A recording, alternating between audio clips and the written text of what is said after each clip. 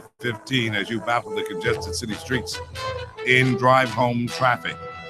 We have fair skies, 88 degrees on the outside right now. It feels like 96. We've got a low tonight of about 79 and a 20% chance of rain in the forecast. Thank you so much for joining us on the drive home. I'm Steve McKinney. This is a hard copy. We're brought to you today by Bank of the Bahamas, the Bank of Solutions, BTC Every Day, the new Samsung S6 phone, Super Value, the All Bahamian Supermarkets, the McKinney Media Group for effective PR concepts and advertisements, island-made products made especially for you, Ministry of Tourism, Goombay Summer Festival, Junkanoo Summer Festival, all coming up. July for Junkanoo and August for Goombay. AML Food, Solomon's Fresh Market, and Kosh Right, our sponsors today as well. Advantage Insurance and Brokers, 61 Collins Avenue, Super Wash, 11 locations open 24/7. Ron's Electric Motors, they can fix anything. Sky Bahamas, Seafowl, Executive Printers, Henry F. Store, the light people on Mackey Street, and the Blue Ultra Pure Drinking Water, the official water of Hard Copy. Today on the show, we're going to talk with some special guests. Last week, Thursday, as we did, new faces looking at matters that matters to Bahamians in the Bahamas that sometimes people don't want to talk about because they figure that we should just be talking politics. Well, today we've got a little bit of that, some politics as well, but we also got the whole idea about Bahama. Seems like things are turning around, and that could be good news for Bahamians everywhere. You can call me at 325-0235 325-0242 or 43, 325-0252 or 53. BlackBerry for texting today, 376-9234. You can follow us on the World Wide Web at peace1075.com, the cable top box at 970, TuneIn Radio, iPad, iPhone, any Android. And, of course, you can also follow us on Facebook, Hard Copy, and on Twitter, Hard Copy Bahamas. I understand that Bahama may be turning the corner as far as all these blues are concerned, financial blues. You knew from last week that we were telling you that they needed some monies, perhaps about $400 million to get this project started again. As I sit today, right here, just a short time ago, we got information that, of course, the Chinese are coming back to work, and some of them came into town today. It's understood that this project with Bahama is beginning to start up again, as far as work is concerned. And we know that that project had been in trouble because of finances. And, of course, Ismailian, the man in charge of this private project, let me say, is just back from China just recently, but he said that things didn't go so good. Somehow, though, they've gotten the money. The government had said some things that floated some information that they may have been willing to assist by injecting some monies into this Bahama project that would give us some kind of equity into this thing. Now, I don't know if that has happened yet, but I do know that it appears that Bahama has some monies and they're beginning to work again. And that is good news, and we welcome that. And we hope that that continues until they can finish this project. Now, this is all unofficial information. No one has announced this. This is just our own checking. And as we've been keeping the check, we keep you updated. But that is what our information is, that they may be now coming around as far as having work started again. If you had been passing that area, you'd see some people working on the outside and so forth and so on. And as we understand it, some people are returning back to work. Now, this may be good news. Certainly, well, this is good news for the Bahamas. It is not official yet, and maybe some people will talk about it later on. But I just thought I'd tell you that because really we need every shot in the arm that we can get. This economy needs that particular project, and we don't know when it's going to open. There's been no one making any statements along those lines yet, and I really can't blame them because they've already announced this thing about three times already, and it's already 5 to 6 months delayed, and mortgage is already being paid, and I understand that $500,000 for every day that they miss is what is needed to catch up on this project. So let's keep our fingers crossed and hope that all things are going to go well with this Bahama project. That may be good news for Christie, too. If this is what is going on, it may mean that Christie may, after all, be able to put some people to work with this project. At least he's hoping that if it comes through, that jobs will be made available for Bahamians, they'd be hired, and that may help him with this job crisis that we do have, this high unemployment that we do have, and any couple of jobs will be a boost in the arm for Mr. Christie.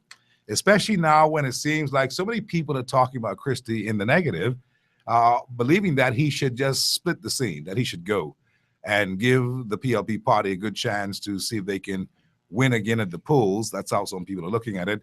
But I believe Christie has bigger fish to fry in trying to turn this economy around and get things moving. And I don't know how easy it's going to be because it sure is tough right now, but we'll keep our fingers crossed and see what happens. And this only is because we too would like to see Bahamians go back to work. And there are just too many people who are not working at this time. So that is something that we're going to ask our team about today, our panel, because really on Thursdays, we want to talk with new faces and new people to get their perspective on how things are going in this country. They're bright minds, and so we're going to talk with them along those lines today. We'll get started with that in a minute, but what are your thoughts, friends, about what's going on now? We see movement even now in the politics. We must not ignore that. We see movement in the political picture from the point of view that while some may want Christie to go, Christie seems to be ready to stay on even for another term. And I wonder how the responses will be for people in the public and for colleagues who, in fact, may have had hopes dashed if Christie is going to stay on.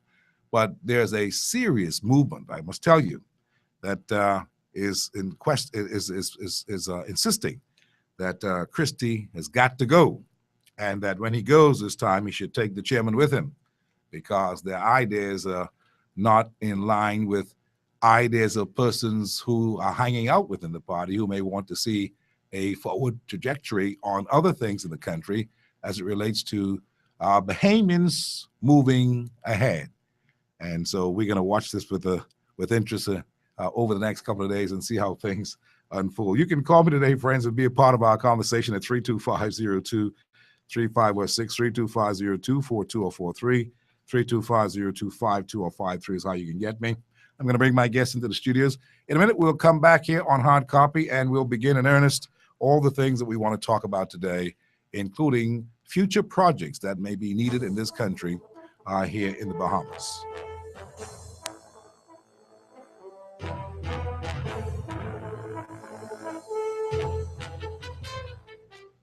When I fly with Sky. Sky Bahamas. When I fly with Sky. Sky Bahamas. Oh. The plane them spanking clean. The pilots their voice red. They fly you out on time. They fly the attendants red. Service is their passion. With you they take good care. Safety is their culture. Yes, they'll get you there. When I fly. Fly with us to Fort Lauderdale or the beautiful Bahama Islands. Book today at 702-2600 or visit our website at skybahamas.net and experience Sky. Executive Printers. We're professionals. At Executive Printers, we do not participate in trash talk. We concern ourselves with the accuracy and security of your laser check. That is why we put 15 securities on your laser checks. This is not trash. This is fact. It makes fraud almost impossible. Call us today at Executive Printers at 393-5011 or email us at sales@epbahamas.com. That's sales@epbahamas.com. Executive Printers. Laser checks. We do them right.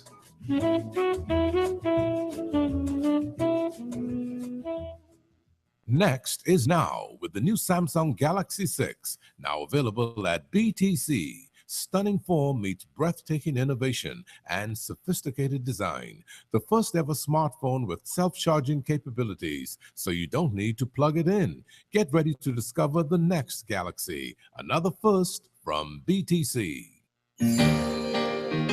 The best insurance in town is Advantage Insurance on Collins Avenue. They are simply the best because they provide easy, affordable insurance rates for home, car, business, or whatever is valuable or important to you. Advantage Insurance and Brokers, 61 Collins Avenue, is the fastest, most progressive insurance company in the Bahamas because they really take care of you by making insurance totally affordable. Call them now at 356-0285 or 6 or email them at info@advantagebahamas.com.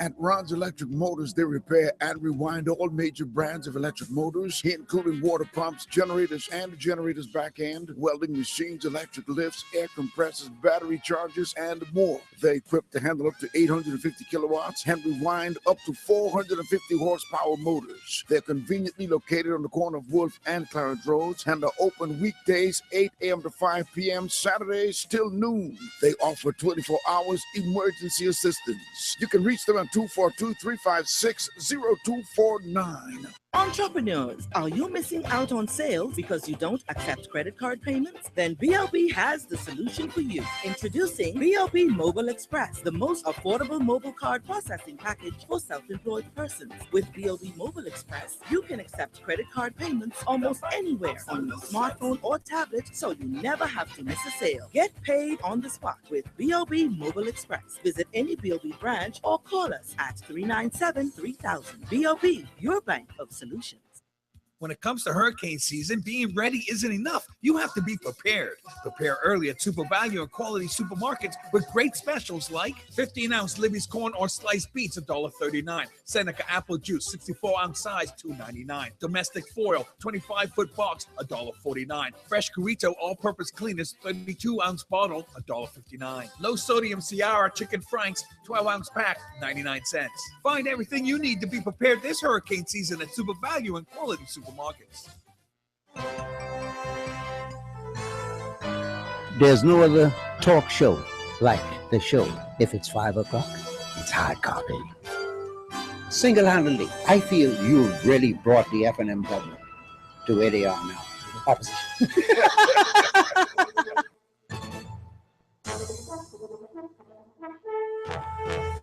Welcome back. This is Hard Copy on a Thursday. I've got my new faces in with me today. Alyssa Storr is back with me from last week, and of course, so is Patrick Petty. We got lots of things to talk about today. They've been watching with interest. It's been quite an interesting week, as I was reminded just now by Patrick.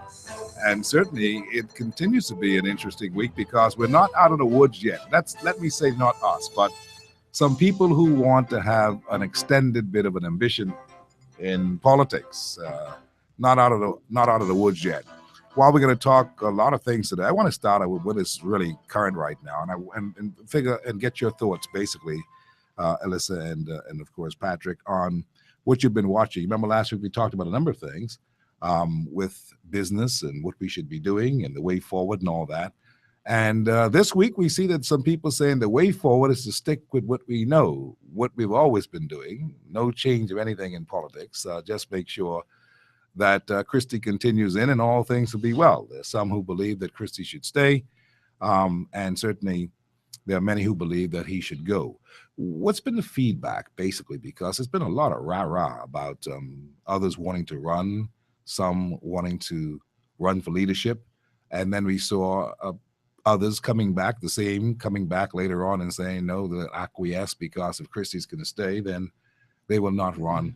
What does that mean? I asked a very fundamental question that I thought that the Bahamian public should have really looked at and speak to. And the question is very simple. If, in fact, with all the things that's been said and done, with all that we've seen so far in this term in 3 years, there have been many people who believe that, or many people who do believe that it's not been the best so far as the governance is concerned. So put a question on the table yesterday to ask if, in fact, the leadership changes within the Progressive Liberal Party and the governing party, the leadership changes, if it changes, would that mean that people will be more apt to stay with what they now have as a governing party, or would it not would it not matter?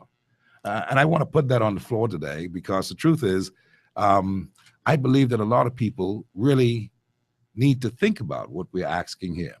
If, in fact, some people decide that Christie must go and Christie steps aside, what does it mean as far as from where you sit, general public, ordinary fella, ordinary lady? What does it mean? Does it mean that it would have people now take a look at the party in a different light and say, you know something, since they have a change of leadership, maybe we could work with these guys. What are your thoughts? Patrick, good afternoon. How you doing? Hi, Steve. Thanks for having me. You know, that's a good question.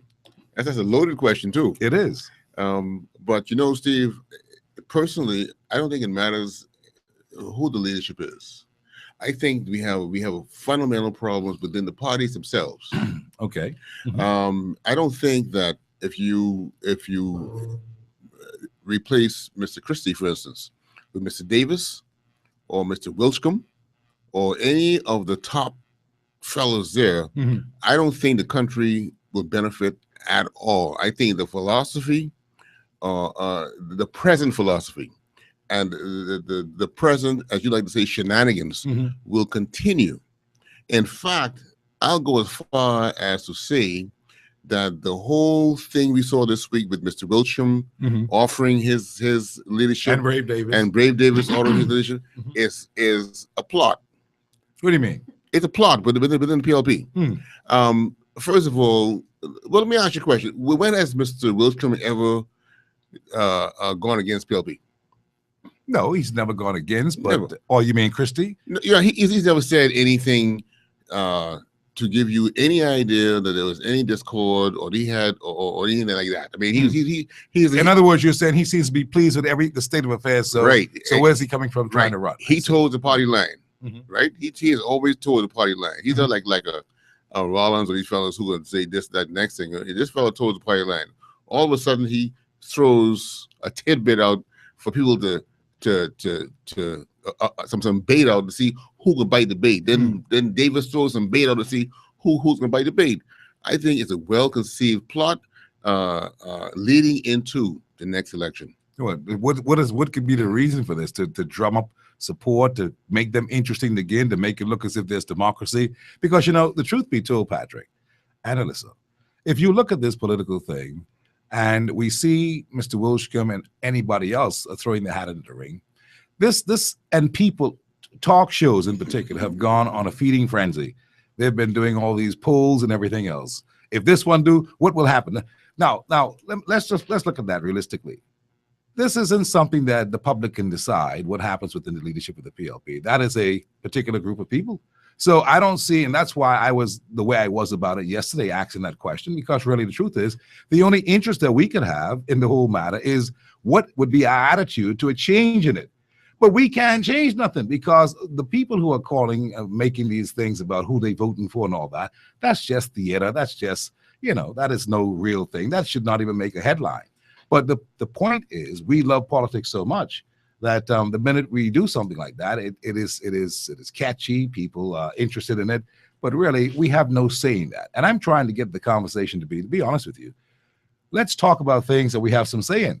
If, in fact, they do a change in the leadership and they present a new group of people leading the PLP, would that command a new interest, is what I'm asking, especially from young people like Alyssa, who in fact is a young person looking for a job, looking for a career?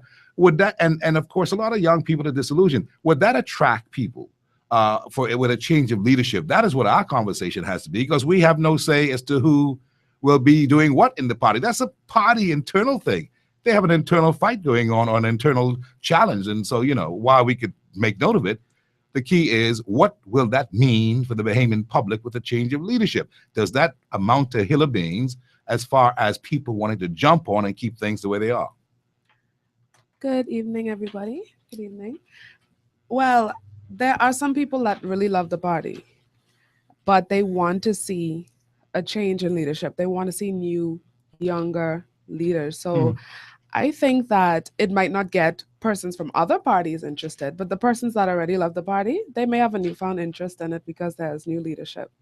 So it's not an attraction getter for any outsiders.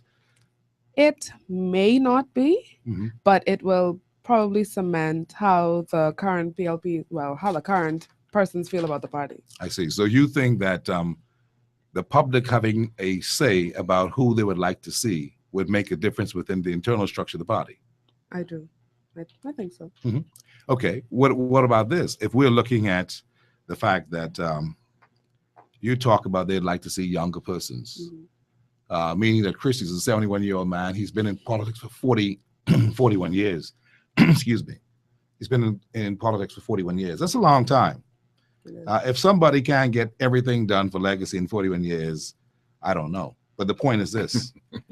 He wants to stay. He's still in good shape. But he's still got all of his faculties. He's still doing things. He's still running the country. So I'm not knocking that. I'm just simply saying, if people want to see youthful people in the party and youthful leadership, the youthful leadership that has the style of leadership for the party have made the exit. Rollins has gone one way. Greg Moss has gone the other way. Patrick has just observed that the people who are there have always been going along with it. So there's been no kind of showcase as to how they can lead, or they've not said anything where people will say, now he'll make a good leader. Because when Brother Wendell Jones did a poll, for instance, Fred Mitchell won the poll. You know what it is, right? No, why? Because Fred Mitchell on the immigration matter dealing with an issue. Now, now we're getting somewhere. If I may say, prior to this poll, prior to this time in space right now, Fred Mitchell wasn't very liked fellow, you know. People thought he was aloof, and he'd come on his show, wouldn't take calls, and you know. It is a contrast from a couple of weeks ago, and now. Yeah. But the only reason Fred Mitchell is leading in the polls is because he's dealing with an issue that's important to Bahamians. Now, let me go one step further, if you don't mind. This election, the 2017 election, will not be about parties or personalities. This election will be about issues. It will be about issues, and the main issue it'll be about, I believe, Patrick, is immigration. Absolutely, but there's several issues. Let me just list a few, and you always hit these issues. Immigration, illegal immigration, corruption, crime, jobs. Now here's where it gets funky. Oil, aragonite, salt, and accountability. Anyone wishing to talk to Bahamian these days have to come with answers to these issues. Now, what happens is, in reality, the two big parties cannot address some of these issues. But why is that?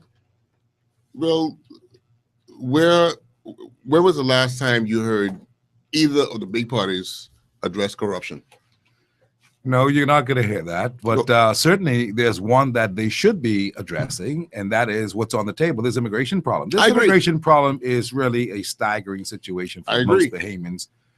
But yet you don't see the Free National Movement capitalize on it from a point of view that they should be able to talk about this matter.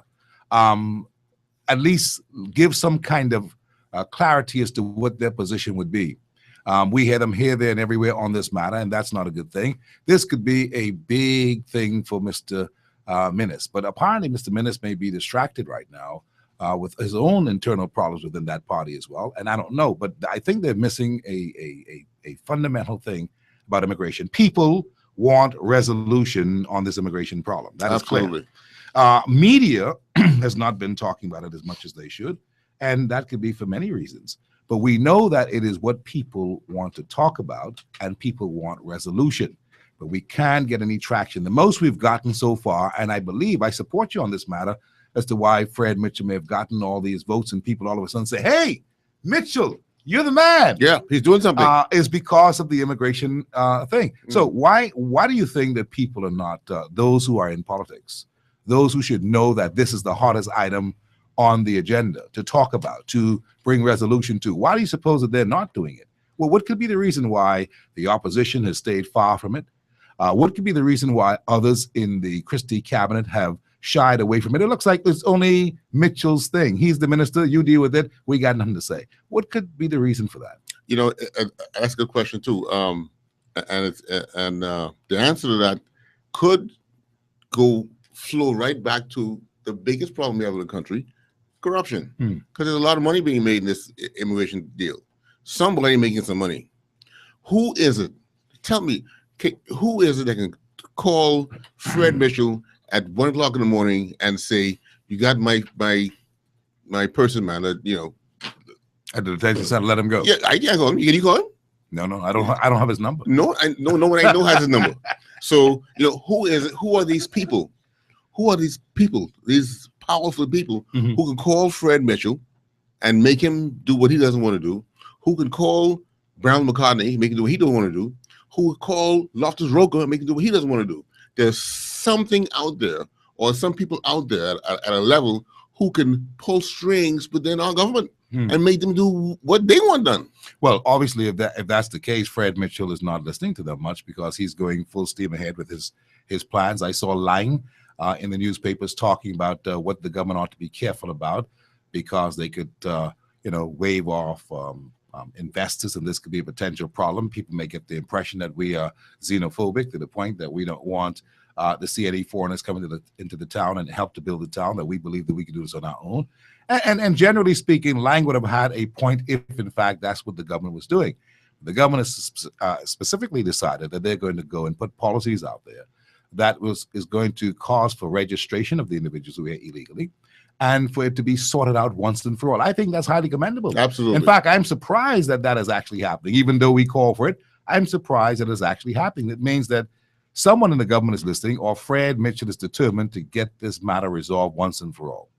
Well, he's certainly gotten everyone's attention, and that's why he's leading the polls. Yeah. Well, let me ask you, Prince. Good afternoon. How you doing today? Good afternoon, Steve. Prince Smith joining us this afternoon on Bahamas. Our New Faces, taking a look at things. It's supposed to be a different perspective of you calling in as well to chime in on the day when the ordinary citizen, the ordinary person who would not normally appear as a guest on the show, would sit on the show and make some serious observations. And I wonder what's the observation of Prince Smith on two fronts. The first thing is that we started out talking about this whole matter about the leadership challenge, which is a PLP thing as far as I'm concerned. But of course, Alyssa believes that it could have some impact on we the people talking about it and voting on these things on polls, on radios, could have some impact on influencing what could happen in the party. But she is a very, very young person and may not realize that some parties are dealt with internally and are insular when it comes to those kinds of opinions. And I believe the PLP falls into that category where it doesn't matter who you are on the outside, it matters who you are on the inside. And that's with the stalwart councils, et cetera, et cetera. So, but what are your thoughts, Prince, along those lines? Because we see that Brave said he'll do it. We see Wilshcombe says he'll do it. He'll take up the challenge. But they both say that they will take up the challenge only if Christie decides that he doesn't want to go again. Well, Steve, I think what you're saying really is what I would consider a false choice, in my opinion. Okay, because I think that the PLP and the way it has been structured in terms of the stalwart concerts. I mean, it's my understanding that Mr. Christie secured some over 500 stalwart concerts. Yeah, the leader normally controls the movement. Whatever they want to do, they're influenced by him. So that would definitely have an impact on the structure and the tenor of the way that party elects leaders going forward. Okay, because certainly those 500 stalwart councillors would have tremendous influence and sway in terms of determining who the next leader would be for that party. And so therefore, one would have to ask themselves, is this truly democracy if the deck is already superficially stacked in favor of a particular person and their philosophical outlook as to where the PLP is going? Okay, so that component would have to be looked at, because that is going to determine. It's similar to the to a president stacking the bench with a certain type of Supreme Court justices who lean a certain way. He knows he's going to be guaranteed a certain right wing or whatever or left wing view. Let me ask you on this. the bench. Do you see Christie with any problem really now? Let's look at this soberly. Christie doesn't really have any problems as far as any challenge to his leadership, even though there have been people saying that. I mean, yeah, there's no challenge. Do you really see any challenge at all with Christie? Christie seems very comfortable. and perhaps is going to go for another term, even though he said in a soundbite to me that I'll play in a minute that he wasn't going to do it. He perhaps is going to go for another term and win it comfortably, because if you got the biggest two challenges saying that they would acquiesce, they would back off if he's going to run, then there's really no challenge. So there's really much not any change, which brings it back to us in the public. How do we perceive them with the present leadership? You see what I'm saying? Exactly. I mean, and that's why I started out my dialogue that way. I think it's a false choice because it seems like it doesn't really matter who's there. Because if, for example, the PLP is headed in what the general population believes is in the wrong direction, by virtue of all of the policy initiatives that they've advanced and so few that they've been able to accomplish thus far. One would then have to ask the question, if they're not going to challenge him, if everybody's just going to sit and wait till he leaves on his own and not challenge him, okay, so that they can actually pivot and change the direction of the party. Within this 2-year period before it's too late. Exactly, before it's too late. So they're basically prepared to go down with the ship. Okay? You want to tell me something, listen? No? Let me just say this, right? In politics, people don't give up things. You've got to take them out. Most leaders don't just walk away and give things up. But all this talk about bridge to the future and we'll pass the baton, you know, Mr. Christie, to be real with you, have said that for about the last 10 years. And because he's the best thing that they have in leadership, he continues to stay on. He still sees that as the position right now, even though there's been this talk. People still perceive that he's the best thing that they have, and he perceives that. And in fact, he feels that. So he perhaps will not be going anywhere at all. Now, some may say, well, what about Brave and Obi? I say, what about them? Because if they're willing to step back, if he's going to go, there's no, I don't know what we're getting. See, I'm trying to say that we're getting bent out of shape in the public about something that we have no control over. Right. And the only interest that I would have in the public along the lines of that party in governance would be, if in fact they do change the leadership, would it have a paradigm shift in the political play in the country? Exactly. And I don't see that. How would it inure to the Bahamian people's benefits, the country's advancement, et cetera, et cetera. And would people change their mind about what they're saying now on the scene? Exactly. Now, Mugabe. Mugabe has been there running things from how long now? Too long.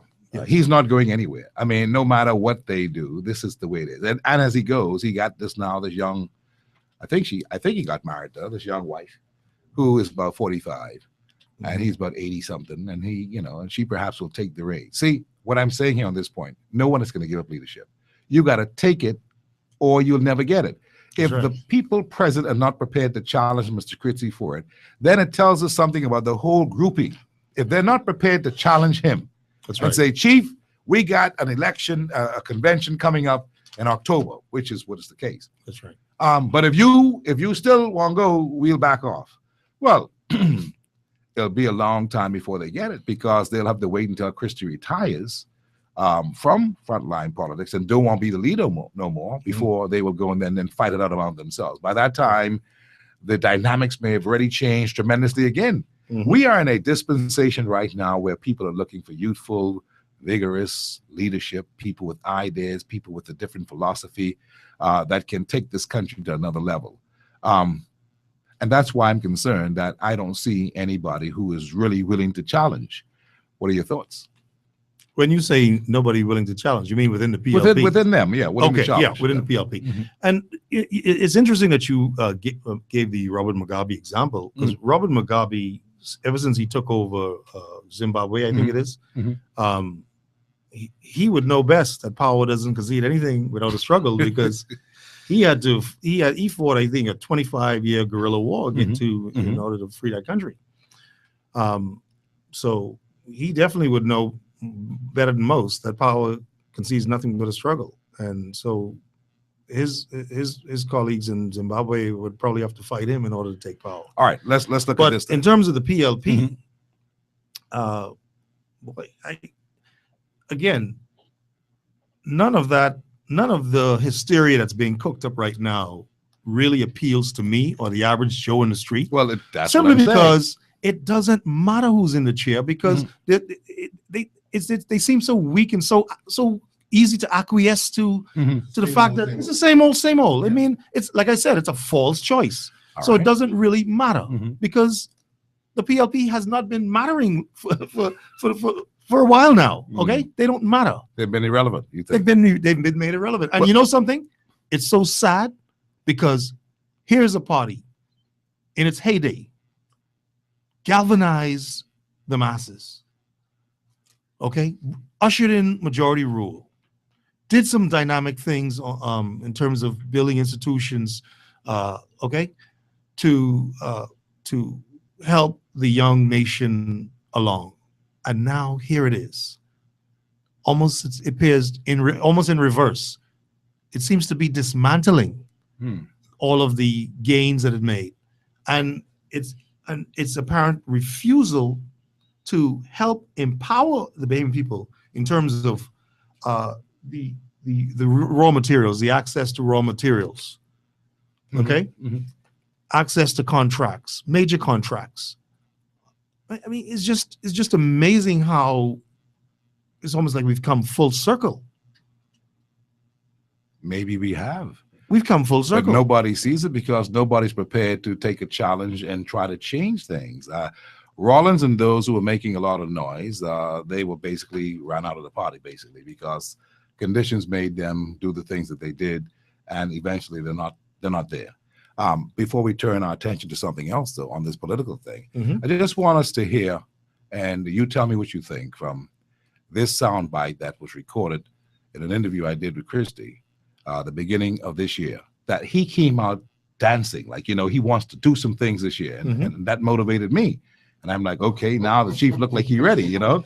I say, boy, we can have a hell of a year in 2015. Yeah. Some things gonna happen, and I talked to him about the whole 9 yards, and he was talking how biomass could be on in March and all that failed. But of course, this part about the leadership,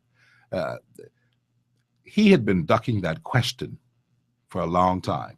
The prime minister did, and everyone who asked him that question, he was able to wiggle out of it because of how the question was posed. I posed the question this way to get an answer. You've spent 40 years in politics, 40 solid years in politics. Right. Should we expect that you're going to extend that to 45 by 2017? To tell you the truth, at this stage, I do not know. What I do know is that it's going to take compelling reasons for me to remain. And those reasons have to do with people, a lot of party sentiment, my colleagues who are with me in government. I will never, ever contemplate doing something like extending myself unless there were compelling reasons to do so. And the organization, I can tell you, I'm having from all quarters, all over the Bahamas, people who are saying to me, you have no place to go. I know how that amounts to disappointment in the form of people who expect or who aspire to be leaders of the PLP. And I expect in a democratic country, just like Nottish decided to run, Dr. Nottish, to run against me and at a time when I least expected it, because, you know, but he's my friend and he's my friend for life. Right? He ran against me. We had a contest. I won the contest. The next moment I said, come, my brother, let's get back together. Let's move on. So that's the way in which we deal with issues of this kind. I told my family when we started the campaign in 2012, this was the final campaign for me. I do know that people like Charles Carter would come to me and say, man, stop from talking about you going. People see you as a lame duck. Say nothing about it. And so I just stopped talking about it. Understood. As I stopped talking about it, then everybody became strident. Oh, he's staying on. Oh, he's doing this. Oh, he's doing that. But something has to happen tangibly, politically, for there to be an understanding that I'm going to remain in public life. Now, there's lots of people. There's every reason for me to believe that the basis of it exists. But, you know, for me, I choose to focus on the fact that I have an opportunity to be a defining prime minister in this term. that I've had 40 consecutive years in public life.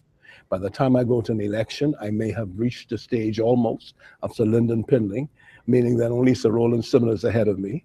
Now, I have to be crazy to be thinking of Sir Roland Simnel, because I'm not going to live that long, because he did 50 plus years, 50 years at least. And so for me, moving forward, I'm hoping that I'm in good health. I am able to demonstrate that I'm very energetic, that I have a tremendous grasp, I think, of the country and where it should be going, that I'm amused when people talk about they need something new, because I think the policies and the innovations I'm introducing are new to the Bahamas. And quite frankly, one of them will be a national plan.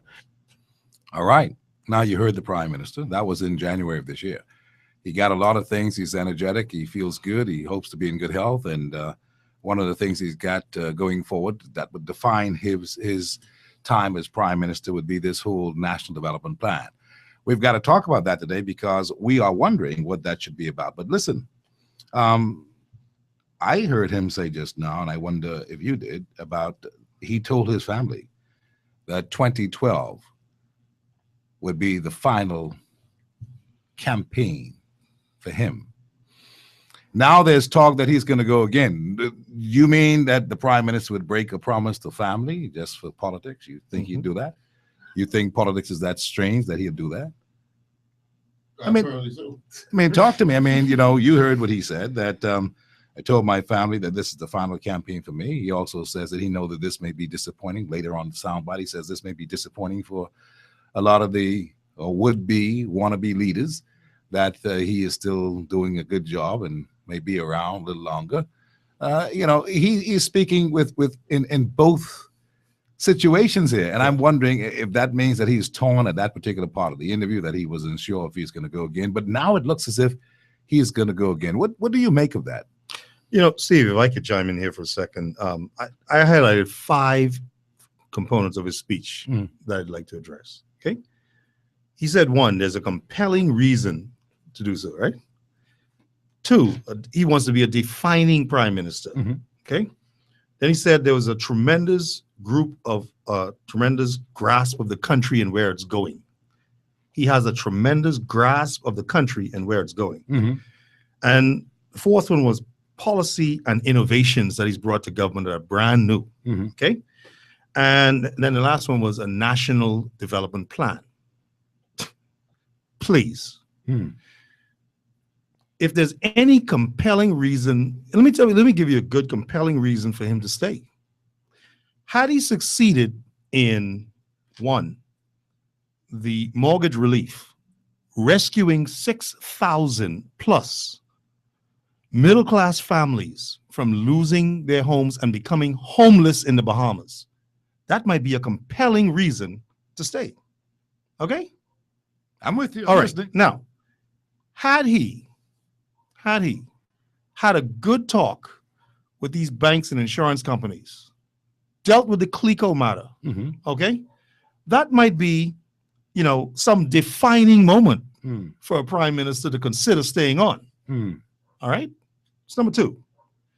He claims he has a tremendous grasp of the country. This country is going backwards. It's in reverse, and the foot is locked on the pedal. Doesn't he get it? Someone needs to send him a memo. I mean, it's laughable. This country is in absolute ruin. Okay? We've been downgraded several times in the last administration. Okay? And in this administration. And this administration. And I mean, and God help us, we're on the verge of being reassessed very shortly, I understand.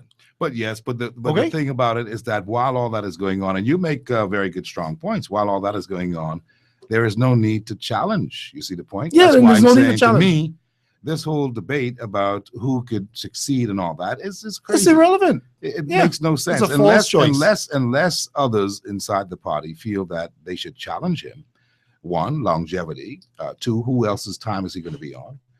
3, he is talking about, does he still have the charisma? He says that he is still in shape and is trying to stay energetic, and he's hoping that that's going to be part of the reason why he should still be looked upon as the man. But I want to ask, before I get to Patrick, I want to ask Alyssa, I saw you listening and I saw you looking and shaking your head and smiling. And I'm trying to figure out if, as you were listening to the Prime Minister, were you impressed as a young person? Are young people impressed? You think about what he is talking about? Are you feeling what he is saying?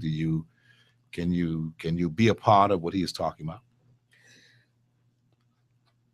Honestly, now. Honestly, listening to him just now, it was a bit laughable, I must say, because it was laughable.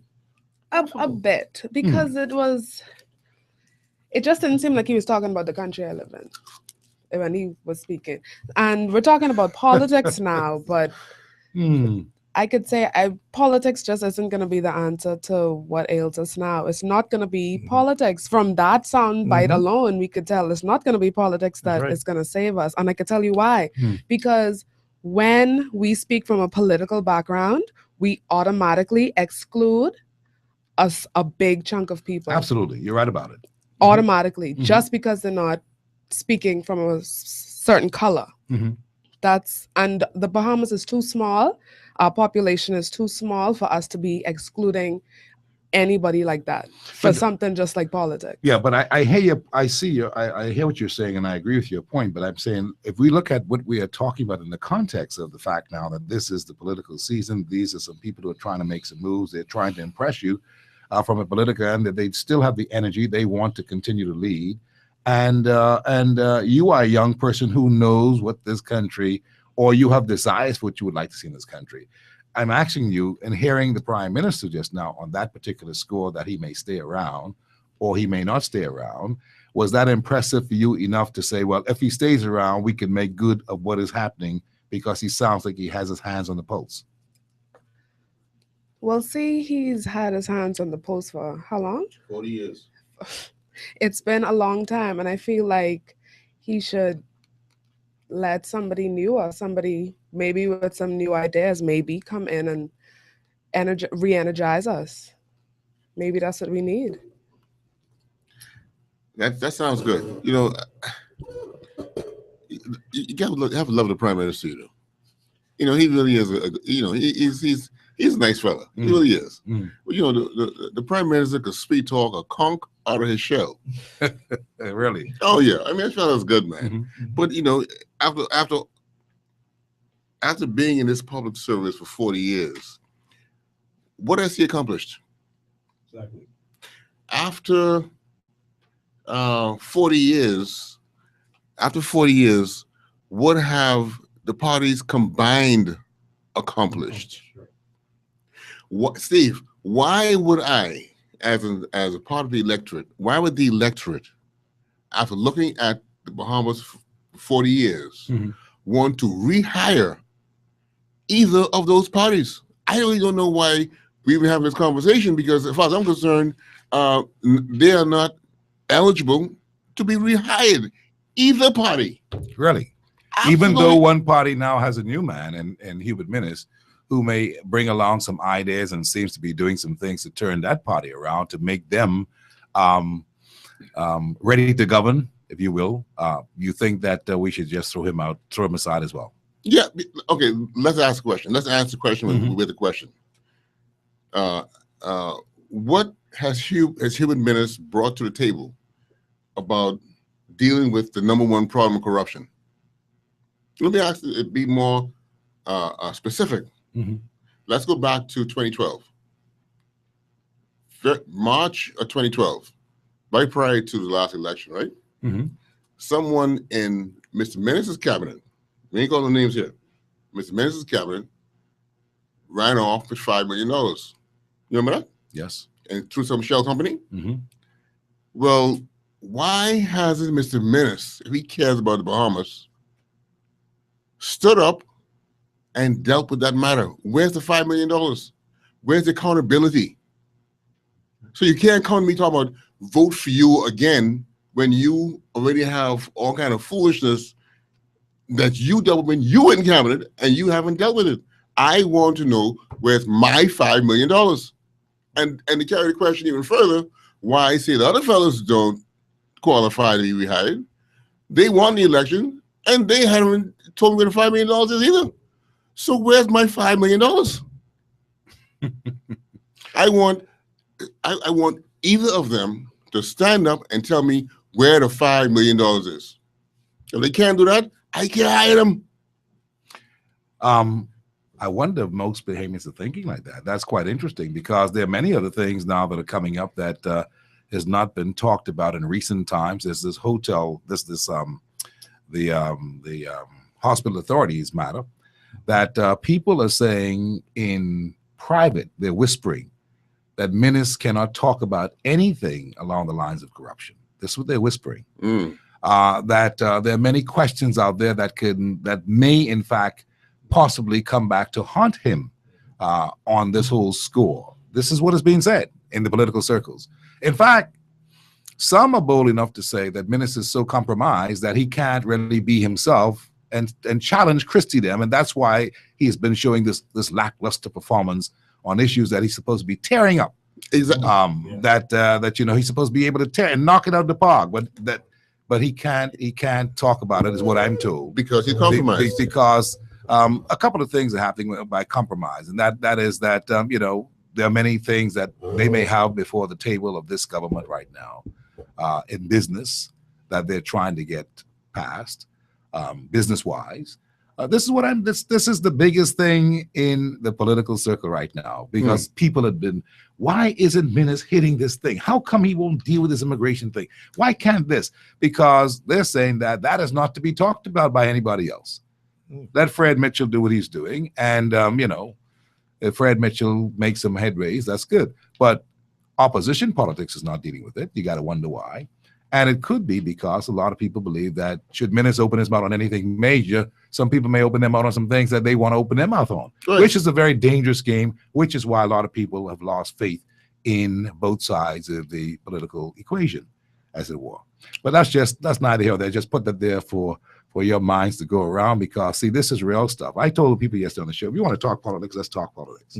And I didn't get the impression that they really wanted to talk politics, because they wanted to talk surface stuff about who could be this and who could be that, which we have no say in. Exactly. But we do have a say in what's happening with the monies in the country, about the governance of the country, how well it's being done, or what it lacks. And apparently that is the conversation that needs to be had, but that people don't want to have that conversation. Well, sorry, Prince? Yeah, Steve, I maintain that the problem with the Bahamas is structural. We have structural problems, okay? Until we institute some very fundamental things, checks and balances in this country, we're gonna have these kinds of things going on where governments are just really playing both sides against the center. All right, and we have to find a way. We have to pass antitrust legislation. We have to pass FOI, Freedom of Information. I mean, we just have to do these things. These are, basic fundamentals. These are basic fundamental things that a democracy should have to ensure checks and balances and bring a comfort level to the tax-paying masses that their money and resources are being used responsibly. Is that too much to ask? And Prince, you're right. And one of the biggest questions that must come into any thinking person's mind is, why haven't they done that? Why are they kicking the ball down the road with Freedom of Information Act? You only do that if you have something to hide. If everything cool, if your hands are clean, then man, you have no problem. Bring it on. It would be courageous if either governments. I mean, the previous government didn't do it. They talked about it, they didn't implement it. This one has been talking about it, and they give it to Jerome Fitzgerald to bring to the Parliament, and he says it needs a lot of work to be done before it can really be presented properly, so forth and so on. And everyone is waiting on it. Media is waiting on it. It's not going to happen, we believe, in this particular term either. Steve, I, for one, I'm sick and tired of being told about how difficult things are. If we were talking about building a rover to send to Pluto, right? Yeah, I'd say, yeah, there's some complicated equations we need to work out, right? But we're talking about passing a Freedom of Information Act, all right? 99% of the countries in the world already have one. So let's look at a model Best tweak practices. it. Yeah, tweak it. Change the name where it says Argentina or United States or Yeah. whatever. Plug in Simple. Bahamas. Simple. I mean, come on. I mean, let's. If they do it in 2 hours. Come on. Seriously. I mean, you tell me a room full of lawyers in a good working session, maybe break for lunch, come back, and you tell me you could knock out the Freedom of Information Act in 12 hours, 8 to 12 hours. 12 hours? Jesus. I mean, They I'm sleeping being there. generous. I'm being generous. You know, I'm being generous. Okay, go on the internet, Google all of the Freedom of Information Act to all the countries that we consider respectable democracies that we would wish to emulate. My God, bring those copies there. Look at the structure, tweak it, change the name, okay, and insert Bahamas. And table it. Print it, table it, pass it. Let's rock and roll, folks. You're talking about maybe 2 weeks work if you're sleeping late every day. Come on. Well, listen, you all are talking about this, and I smile because really we just saw what happened in the British Parliament the other day. Absolutely. David Cameron and those people, they've passed all kinds of things to That's deal right. with this immigration problem that's been a vexing problem. Mhm. First, break out the gate he went and dealt with it. Right. You're working here illegally. This is what we can do. We can take your money. So I'm saying when you talk about best practices, Mr. Smith, right? That is a good example there as to how we can deal with our immigration problem. That's our biggest burden. Yeah. But is anybody listening? Has anybody pursued that? Is anybody talking about that? That's why I'm saying I'm dumbfounded. See, it has to be another plan. The plan has to be that there are people who want to have this matter, this madness continue. Absolutely. And this madness is continuing. This must be a political, governmental thing. This cannot be from a Bahamian perspective, because right-thinking Bahamians would like to see this thing be resolved. That's right. They'd like to see an effort, a concerted effort by anybody in the body politic to deal with it. Yes. But no one is dealing with it. And- When we've got the biggest best practice on the face of the earth, I mean, America is doing some things even. The people over there in Dominican Republic. Right. You know, we are British, so, you know, we like to do what they do. Now, we got an example, and nobody is dealing with it. So when you talk about the freedom of information, no, this whole thing about fostering best practices, that's only if there's something, in my view, what I've learned from governments, that if it benefits some people, best practice make it work. But if it benefits the country, best practices is never even talked about on certain issues. Yeah, this is your trend of thinking right now, Steve, is exactly why I came to the conclusion that Peter is no better than Paul. Peter and Paul failed in every sphere of management this country. They have failed. You don't have to look far to see where they failed, you know, right? They do not deserve to be rehired. If you had an employee that failed and you did have a soft on hiring back one time and he failed again, you gonna hire him again? No, you're gonna get rid of him once and for all and Right. find somebody. And that's my point here. So if not one of the two evils, if you're calling them that, then who? I mean, I know that Prince had an affiliation with this party called the DNA. That is fall out of, how do I put this without, the DNA party seems to have lost its groove. It's the people seem to have fallen off. I'm only talking perception. I may be dead wrong, but it seems as if there are not many people who are even calling and talking about them. The one time they had some troops on board, man, and then you say, well, that's why you got to do the DNA. The leader of the DNA, Granville McCartney, has been trying to do some things, it appears to me, by talking up some things in the press, but nothing earth-shattering, nothing innovative. It's just like talking pieces that he's doing. And some people think that the Brian McCartney isn't all that. They think he's shallow on a lot of matters. Now, I'm only putting this to you very, very succinctly because I would like to think that there should be another option somewhere. But it appears that no one is really talking about anything about this third-party DNA that had gotten 10% of the votes in the last election, that made it a living nightmare for the Free National Movement.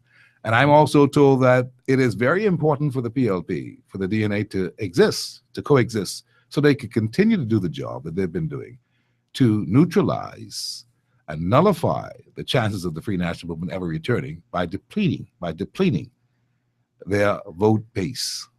So I'm saying to you, if not these two, PLPF and them, then who?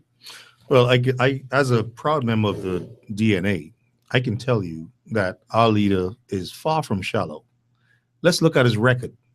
He's a successful businessman, one of the most successful attorneys in this country. All right. He has laid out numerous plans for how he intends to move the country into the 21st century.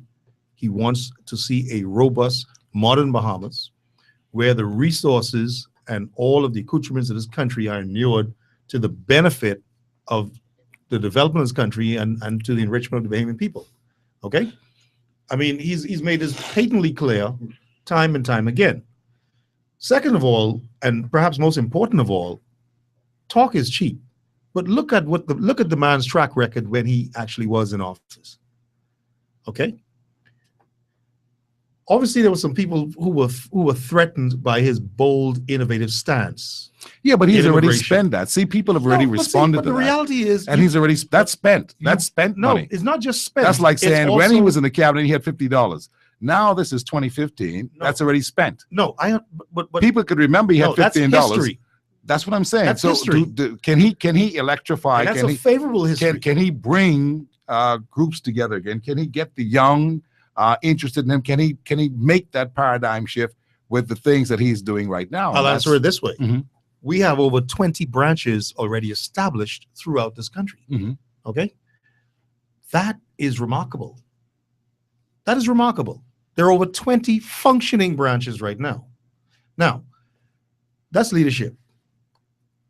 Second of all, he has visited numerous of the family islands, taken delegations there, and really driven his message home in Grand Bahama, in Abaco, and in other places. Okay, Mr. McCartney, it doesn't just talk to talk; he walks to walk. All right, You're satisfied. Mr. Steve, you know me. Yeah, you're a tough customer. You know me. Please, but I'm saying Right, you and I'm seem- telling you, if I'm in the DNA camp, Mm. I'm there because I feel compelled, and I feel that they are a viable option. They have enough Yeah, substance. But Prince, you talk about what is viable, and and what is remarkable. Let's look at this. You know what is remarkable in the minds of many Bahamians? That the DNA is yet to have a conventional election for a duly elected leader, though he may call it and win. I mean, this is something that he's never going to get around because it's always going to be that thorn in the side, so to speak, that thing that didn't happen. How do you respond to that if you want young people or anybody else to take a look at, well, what about the DNA as an option? People are still saying, yeah, but they've never done things properly from the beginning. You cannot just go and decide and declare that you're the leader and never had an election to really, basically cement that position that you are leader, duly elected by the grouping that you've been able to build. I'm just putting out there what people are saying to me. Yeah, and I understand what you're saying, Steve, because I've heard it. I've heard him have to restate and clarify this on numerous talk shows. I don't know why this perception still persists, because I was present, okay, and Reverend Patrick Paul was present when the voting took place. Pierre DePuche was present. I mean, there were 5 reputable persons present, okay? And all I'm saying is that is simply not true. Proper elections were had. So you had proper supervised by elections. Pierre DePuche. Pierre DePuche, a very respected name in politics. I agree with you. Okay? And so for Pierre DePuche to take the time to come and participate in regulating those When was this? electoral exercises. When was this? This took place at our headquarters on Prince Charles Drive. I don't have the exact date, but that's where it took place. And everybody was there. You had a it convention was, kind it was of a full. thing. It was full. Mhm. Everybody brought their delegates, and it So was- why do you suppose that persists? Is that something that's just putting on brand? I think it's something that the F&M wants to keep alive because they're trying to find a way to put a thorn in our sides, because 85% of their members have now switched brands and belong to the DNA. 85%. Are you serious? Yes. You said 85%. Those are the numbers that of their were trending. membership.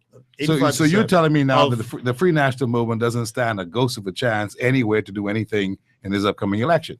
Well, if those numbers hold anywhere near what they were in 2012, they don't have a ghost of a chance. And statistically, we have increased exponentially.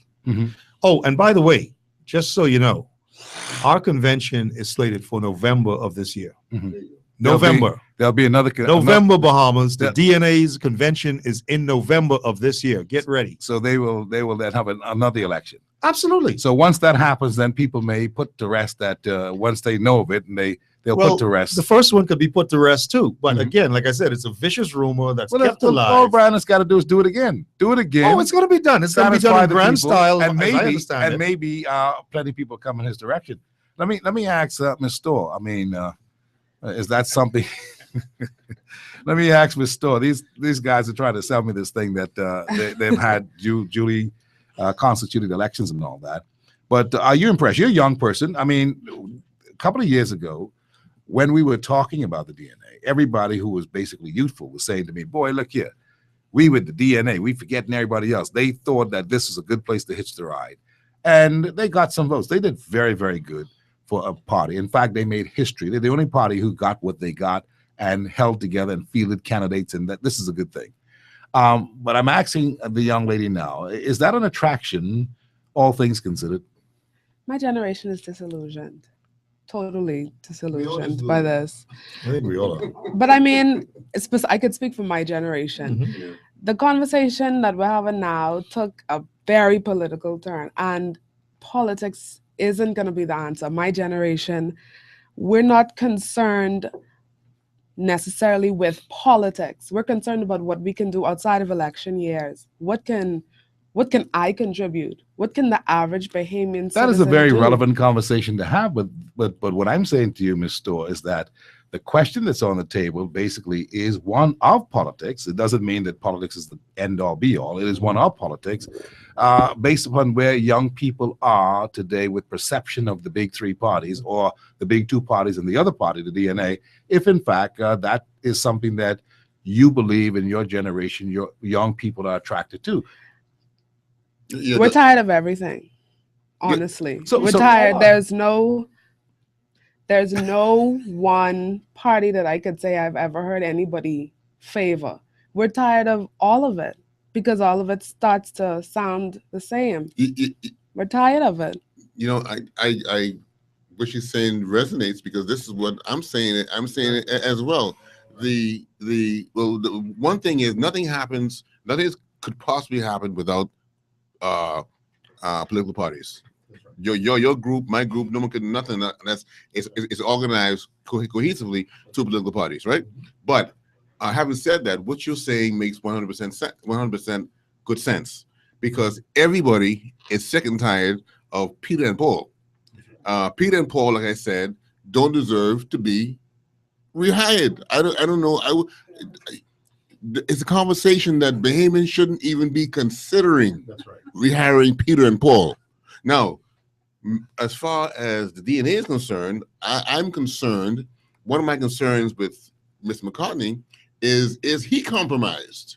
Because he was in the cabinet. And anyone that's been in the cabinet, in any cabinet, at any time, could be compromised in one way or another, which also leads to a question as to why Greg Moss refused going into the cabinet, because he didn't like some things that were going to happen in the cabinet. He said, Chief, you all doing that? I ain't coming in there. Yeah. So that's something else. Now, what I think, man. Go ahead. What I think every thinking Bahamian should be doing right now is looking at two new parties. The other guy should be a foregone thought. Not even in the equation, because they already proved they failed. It's 40 years, for Christ's sake. What you can do now? All right, they're done. Their time's up. They've expired. Long time. They're out of rope. Long time. So what I'm saying, my thinking is this: the DNA is an established party. The gentleman that were here last week after we left, what party was that? That was the Citizens Coalition, this group with Wesley Campbell in them. Right. Now, what they were saying about the natural resources stuff, Bahamas National Citizens Coalition Party. Bahamas National Citizens Coalition Party. Right. That resonated big time with me. because those fellows, as far as I'm concerned, they talking sense. So Yeah, they're talking about all about all of the wealth of the land, and they believe that will inspire people to take a look at them and do some things. They're talking about creating a sovereign fund. They're talking about all the stuff about the billions of dollars they believe that exist trillions of dollars and Aragonite and all of that. So yeah, that will perhaps resonate. But that's another problem, because somebody else who's a part of that party was saying to me today that the reason why they have a difficulty with this being cast that way with Wesley Campbell and Reverend Andrew Stewart, even though it's a courageous thing, is because they are politicizing something, as she's talking about natural resources, which belongs to everybody, and people shouldn't have to join a political party to get it. A political party should be able to get things done and then make sure that we're changing the rules, if they become the government, to insist that Bahamians are going to share in the wealth of this country. I agree with you, but I agree with you, but it still has to be organized through a political party. Yeah. No, There's no other way to go. I'm not saying that I don't agree with you. Yeah. You're right about that. Yeah. So in my mind, what Bahamians, anyone with any gray matter between their ears, should be thinking about is how we're going to formulate 2 or 3 new parties to contest the next general election. Well, you got 2. You got this, and you got the DNA. So, Okay. So if that's the choice that people have, Well, to you got people like Stephen Surratt too, and other friends who can form a coalition with either side of DNA or the other guys, and form a coalition and to make two big parties. You think? Let me ask you this question: you think that Bahamians are hungry enough to want to see change to the point where they're going to benefit? I mean, like to get these kinds of things, to get young people thinking again and looking to the future with enthusiasm that they can be a doctor, they can be a lawyer, they can get things done, they can get to own their own businesses. Do you think that people are looking along those lines through political parties for these things to happen? No. Well, how do you think it's going to happen? You tell me how it's going to happen. Well, like I've said before, I don't think the answer is political. Well, what is the answer then? Well, it can't be political because, like I said, I already said why it can't be political. Okay, so what is the answer? The answer is we step up to the plate. Who's we? We step up to the plate. 2 weeks ago, I go to Evangelistic Temple. 2 weeks ago, there was a sermon entitled "When Leadership Fails," and the most profound thing Pastor Dave said that day was, when those who are best equipped to lead refuse to lead, those who are ill-equipped or least equipped are forced to lead. Yeah. And we have to follow. So you're saying basically that the good people who should be leading have not made themselves They available. haven't. I agree and with they you. need to. I agree with you. I think we all agree. But how do you leave out of a party? No, but it's not just politics. It's what is in it the then? community. It's in your neighborhoods. It's in your church. It's in your home. It is not just political. Who can run the country? It's not. Politics, yes, they do run the country, but politics is once every 5 years. That's politics. For the rest of that, we are all Bahamians. We all need to step up to the plate. The ones who are have the God-given responsibility to lead need to step up to it. There are persons in this country. I see a point, There are persons in this country that do not do enough. I see some children sometimes walking the road and I see them with parents and I'm like, wow, what kind of example could that child have right now? There are persons who have no children who could very well take some children under their wing, care for them, guide them, help them. Some persons aren't doing that. Also, several years ago, I would have still been in high school. There was a neighborhood Sunday school at the police station. It was excellent. But as one of the officer that was in charge, he was transferred, so it stopped in my area. Imagine if every police station in every single neighborhood in this country had a Sunday school. And I'm talking about boys, because at the police station there is a basketball court. On Sunday, those guys can't play basketball because if they're going to be on the grounds, they're at Sunday school. So if every single community, we need to. And it can't, politics can't be the answer. It could be a help, but politics can't be the answer. Yeah. See, allow me to just share this. politics is not the answer to everything. But I'll tell you this, everything in the world is political. And you can't get around that. I've made this statement many times on the radio, and I've always challenged people to show me something in this world that's not political. And I've yet to have anybody step up to that challenge. My background is in political science with a minor in public policy and a minor in economics. I challenge anyone to show me anything in this world that is not political. And that challenge is alive right now. You know, if you take call in, Steve, I want someone to call and tell me, if you're a professor at the University of Wales, call in. Tell me something that's not political. We're going to throw our numbers out in a minute. You can't get around it. Just to talk a little bit about what she's saying. But what I understand the ideal that she's she saying has is absolutely. No, I see what she's saying, Steve. There's a lot of merit in what she's saying, but she cannot deny the political aspects of it. I agree. Because you see, what responsible governments do is they help foster policy and procedures to enable community development that enhances to function. Okay. Now, in the absence of that, communities have to scramble and beg and borrow and cajole their way to keep basic little operations alive. Okay, such as the churches right now. The churches are doing a tremendous work in terms of feeding the hungry. Okay, there should be, for how wealthy this country is, for the amount of tax breaks we give wealthy developers, okay, there should be some type of fund that the government could use to feed the hunger or offset the poverty index.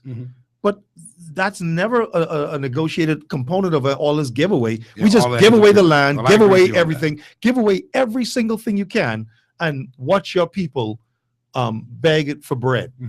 Okay, everything is political, and there, by virtue of turning the right dials, governments can create the right mix it needs to massage policy and other kinds of things. More succinctly to what Ms. Storr was talking about, I agree with her in that we've got to have a broader view. Yes. And that's why we're doing what we're doing today. We're talking with regular people who would just be perhaps listeners to the show and never participate, to involve them. See, people must be involved and governments must involve people. See, what she is saying is very true. And I feel it very, very deeply, because I know the need for this country as far as we need volunteers to do things, people responsible. We need those things to happen in every area. We need people who come home from school that don't sit on their duffs talking about, well, you know, this.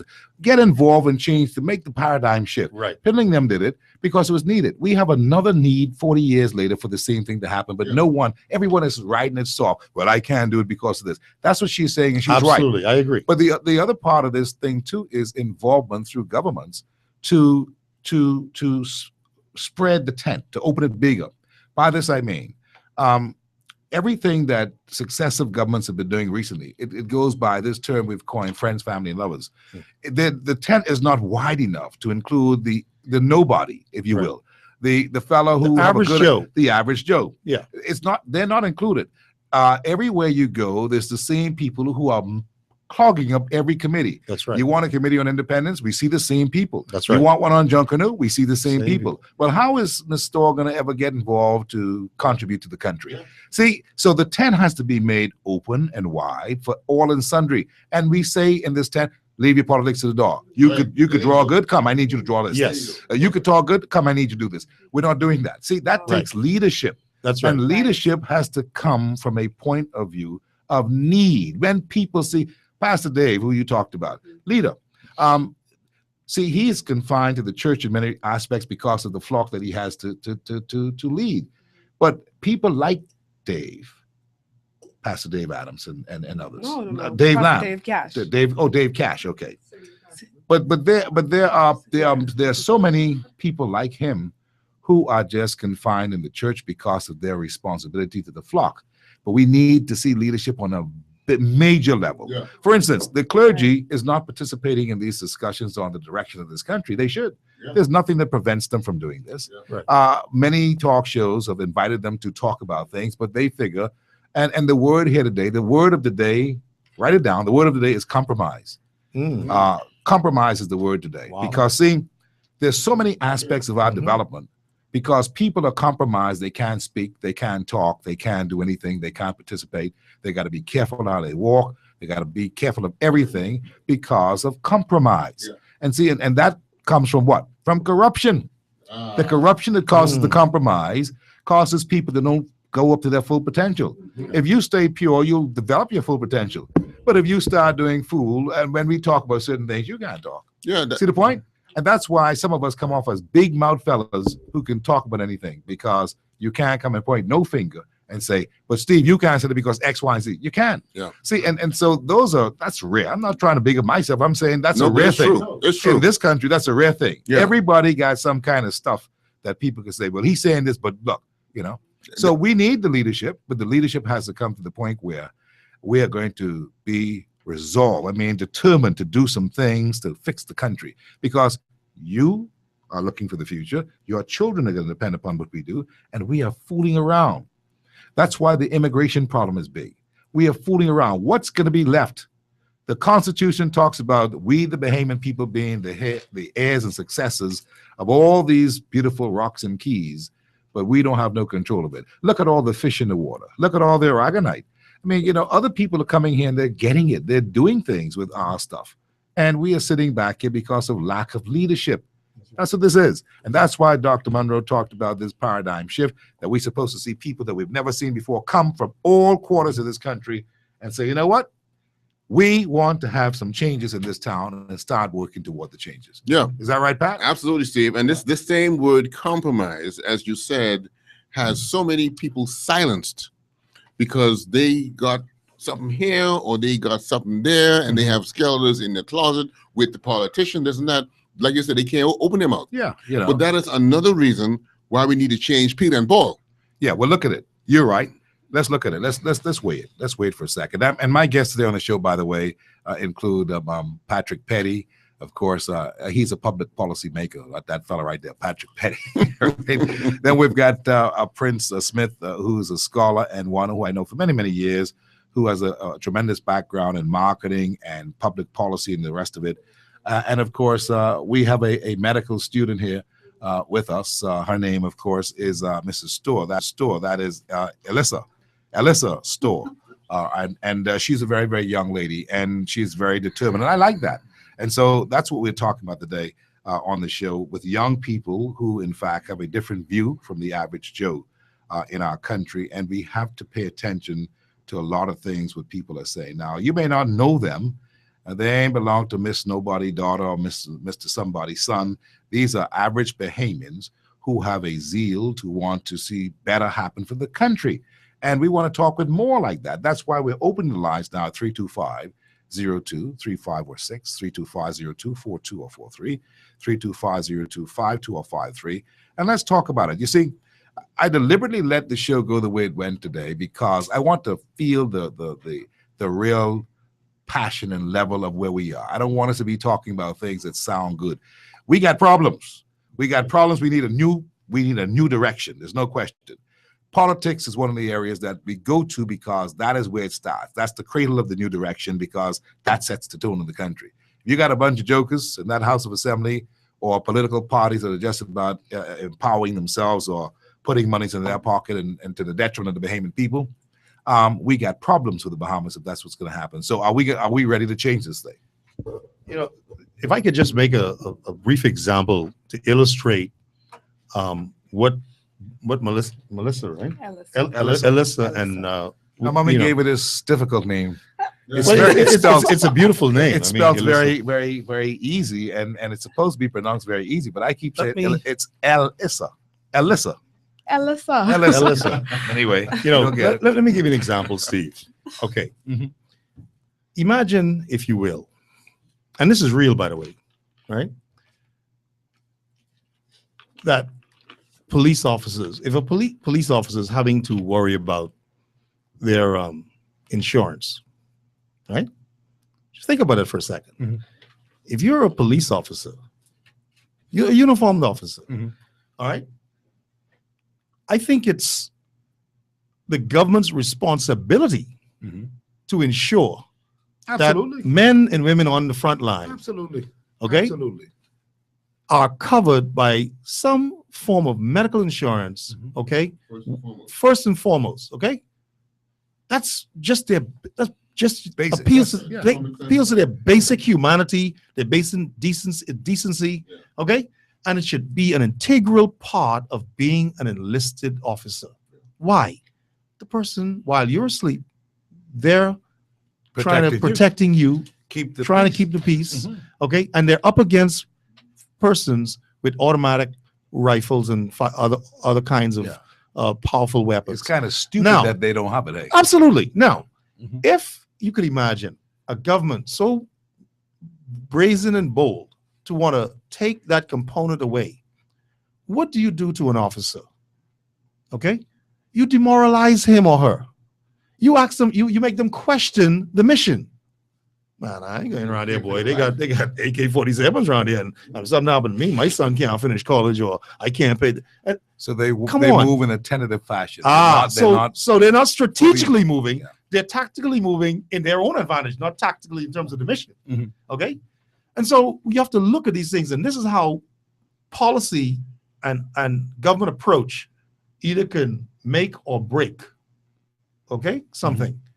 So while Elissa gave a beautiful example of what imagining if every police station had a Sunday school class.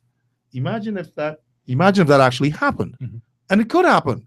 But if you're an officer and you're concerned about how you're going to raise money to augment your salary to pay for your life insurance, you ain't got time. You ain't got time for to mentor kids on the weekend. Yeah.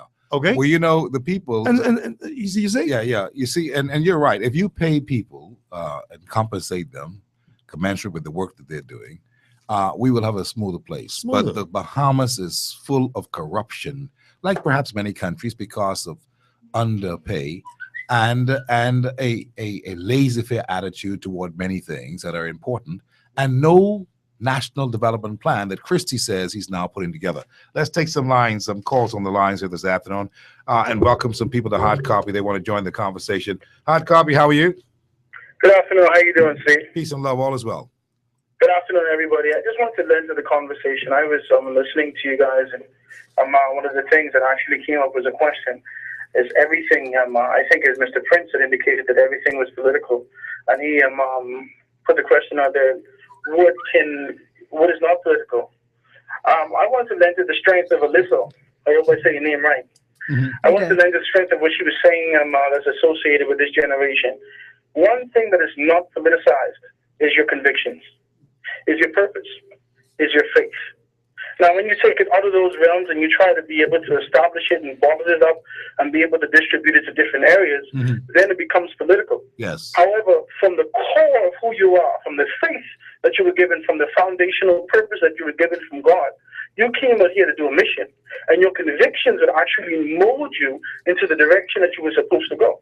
So essentially what she was saying is that once you're convicted in these particular areas, you're compelled and because of the purpose, you have to step in and make some things happen. I think that's very important that we have to look at this particular aspect. I think that we put politicizing of I appreciate what you're saying. I agree with you. And I think you make a very, very valuable contribution here this afternoon. Thank you very kindly. All right. Hard Copy, how are you? Good evening, Mr. McKinney, and good evening to your guests, sir. Thank you very kindly. Good evening.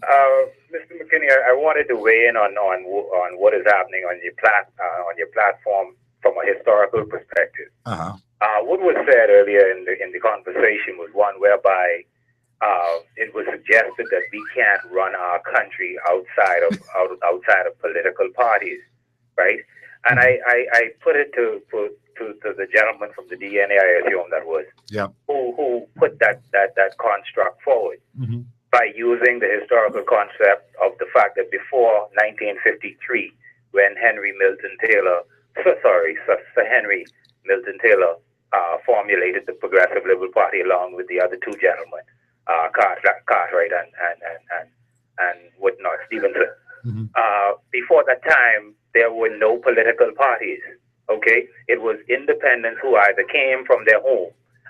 In Nassau, it was only 6 constituencies, and the greater constituencies were 22, I think, in the family of Ireland. Yes, that's correct. Okay, so to say that we cannot use the political construct of old is to basically throw away the true nature of what we are operating in under when we say we operate under a Westminster system. And I will even push that even further in terms of what the young lady said.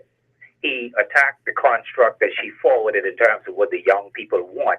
And she stated it, I don't know if he didn't hear what she was saying clearly, but that is the problem when one looks at what the young people desire through the eyes of the old political model that dominated us for the last 42 years versus asking what does the modern day Bahamian really want from the system that we are operating under.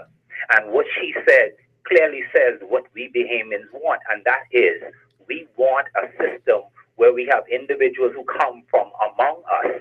Individuals, here it is when Sir Henry Milton Taylor came into the political landscape. He came from Long Island. He represented Long Island, the place where he would run around the place barefoot. That's what the people want. They want individuals who come from among them now. We are tired of political parties deciding which direction they want us to go in by putting these lackeys and individuals who have no real sense of what it is to be a Bahamian. And they don't have any real sense of what the vision for our future Bahamas is. And as a result, we have to follow these fools. Because if they were wise men, they would bring wise ideas forward. You see? I appreciate what you're saying. Well, we put it on the table for conversation more. Let's take some other calls. Hard copy, how are you? Yes, good afternoon. Hard copy, how are you? Yeah, you can hear me, right? Loud and clear. Yeah, I called to say, last year you used a word, and then I can get back to you. You used a word on your show one time last year. See, they look like us, they talk like us, and our names, but they're not of us. I want you to think about this. Another thing I have to say is this. The way how the people, what we let get to the core of this country is through the political party. And you, as a country, all of the people in this country cannot do anything with this country unless it's through the political party. You got to go through the House of Parliament to change anything. You got to go through the House of Parliament to take your Roganite back. You got to go through the House of Parliament to get your sand back. You got to go through the House of Parliament to get your oil back. You got to go through the House of Parliament to get anything what you want to make this country successful through the Parliament. Other than that, you can't get it. That's correct. I appreciate what you're saying. That's why, see, this is why, you know, if you don't understand how political regimes are established and what the function is, you'll get caught up in the emotional aspects of trying to deal with the question. If you belong, right now, all countries are members of the United Nations, okay? And prior to that, there was the League of Nations, okay? Which is the original prototype. Now, individuals can't contract with the United Nations. Only a country can. And the country does it through its political machinery. Very true. Okay? It's government. And so therefore, if you want to be a player on the world stage, if you want to be the beneficiary of treaties, if you want to be able to initiate treaties, sign treaties, and all of that, have joint cooperation and other kinds of international exposure, you have to do it through a legitimately organized government institution that's respected, that plays by the international law. That's how it is. I mean, that's just the way it is. Relates, okay, and under that umbrella, you have community development. You have other structures that government supports to carry out its agendas. Okay, and that's how you create a stable society. The society is a reflection of how well the state is organized and what the state sees as important for its development and sustenance. Okay, and so therefore you will see it funding those organizations that it wishes to advance. If you want to be a part of the conversation, simply call us at 325-023546. We're weighing in on a number of things today, and it's good that you are participating because we've got fresh minds here that are though that Prince Smith has declared his affiliation with the DNA, he's thinking clear as a Bahamian as far as the things that we need to do, notwithstanding his party affiliation. And that's how we ought to look at things, not basically taking a party line or party stance, but to look at what is really needed in the country. Patrick, you've been looking at this matter as well for a long time about our state of affairs. I mean, we're not pleased. Prince talked about the structure of government and how things work and why politics is important and why we've got to get things done through the parliament. We saw the other day with the roadworks. I mean, this is one of the realities. People say, well, where are the Bahamians who are going to build these roads? Who is this Jose Catalino? How come we? Because the way the conditions of these loans and stuff, they're structured. Governments are basically dictated to as to, these are the people on the list, see what you want and see how you like it, and you can come up with what you want to have done in your country as far as these kinds of major infrastructural developments are concerned. And yes, there's a part of it, a component where Bahamians or the locals will be hired in certain regard. But look at what we got as a result of this because of poor selections and because of poor choices. We got roads that are so narrow now that even the tourists scared to drive on the roads. We got roads that are so narrow, certain places I don't drive because, I figure that this only could cause an accident. This is done because people who came here and did something with our roads that we really had no real big say in. While we appreciate new roads and the infrastructure, there's a lot that's left to be desired about what we expected as the end result. We look like a concrete jungle with all these sidewalks in places that you don't expect, and roads that are very, very narrow. And I don't want to sound ungrateful. All I'm saying is that it is a completely different look that we have, the reversal of the roads. It has hurt businesses. This is how serious this thing is. That's why the House of Parliament, politicians, people who want to lead this country must have a clear mind. Look at what we've gotten. The reversal of roads, businesses shut down, the roads are narrow, no place for jitneys to pass on. This is just one example of why it is important to have people who are ready to govern with bright minds who say, well, look, why we have to do these things, here's what we're looking for, and make sure that that comes out to the T. We have just taken what we got, and that's the end of it, is it not? Yeah. With an overrun of $100 million. Yeah, and again, right back to where we started from last week, is poor management. Very poor management. The reason why the country is in a mess is poor management. We have now, I just read the papers, I think it was today or yesterday, where Mr. Wilshcombe is saying he's forming a partnership to do a twin destination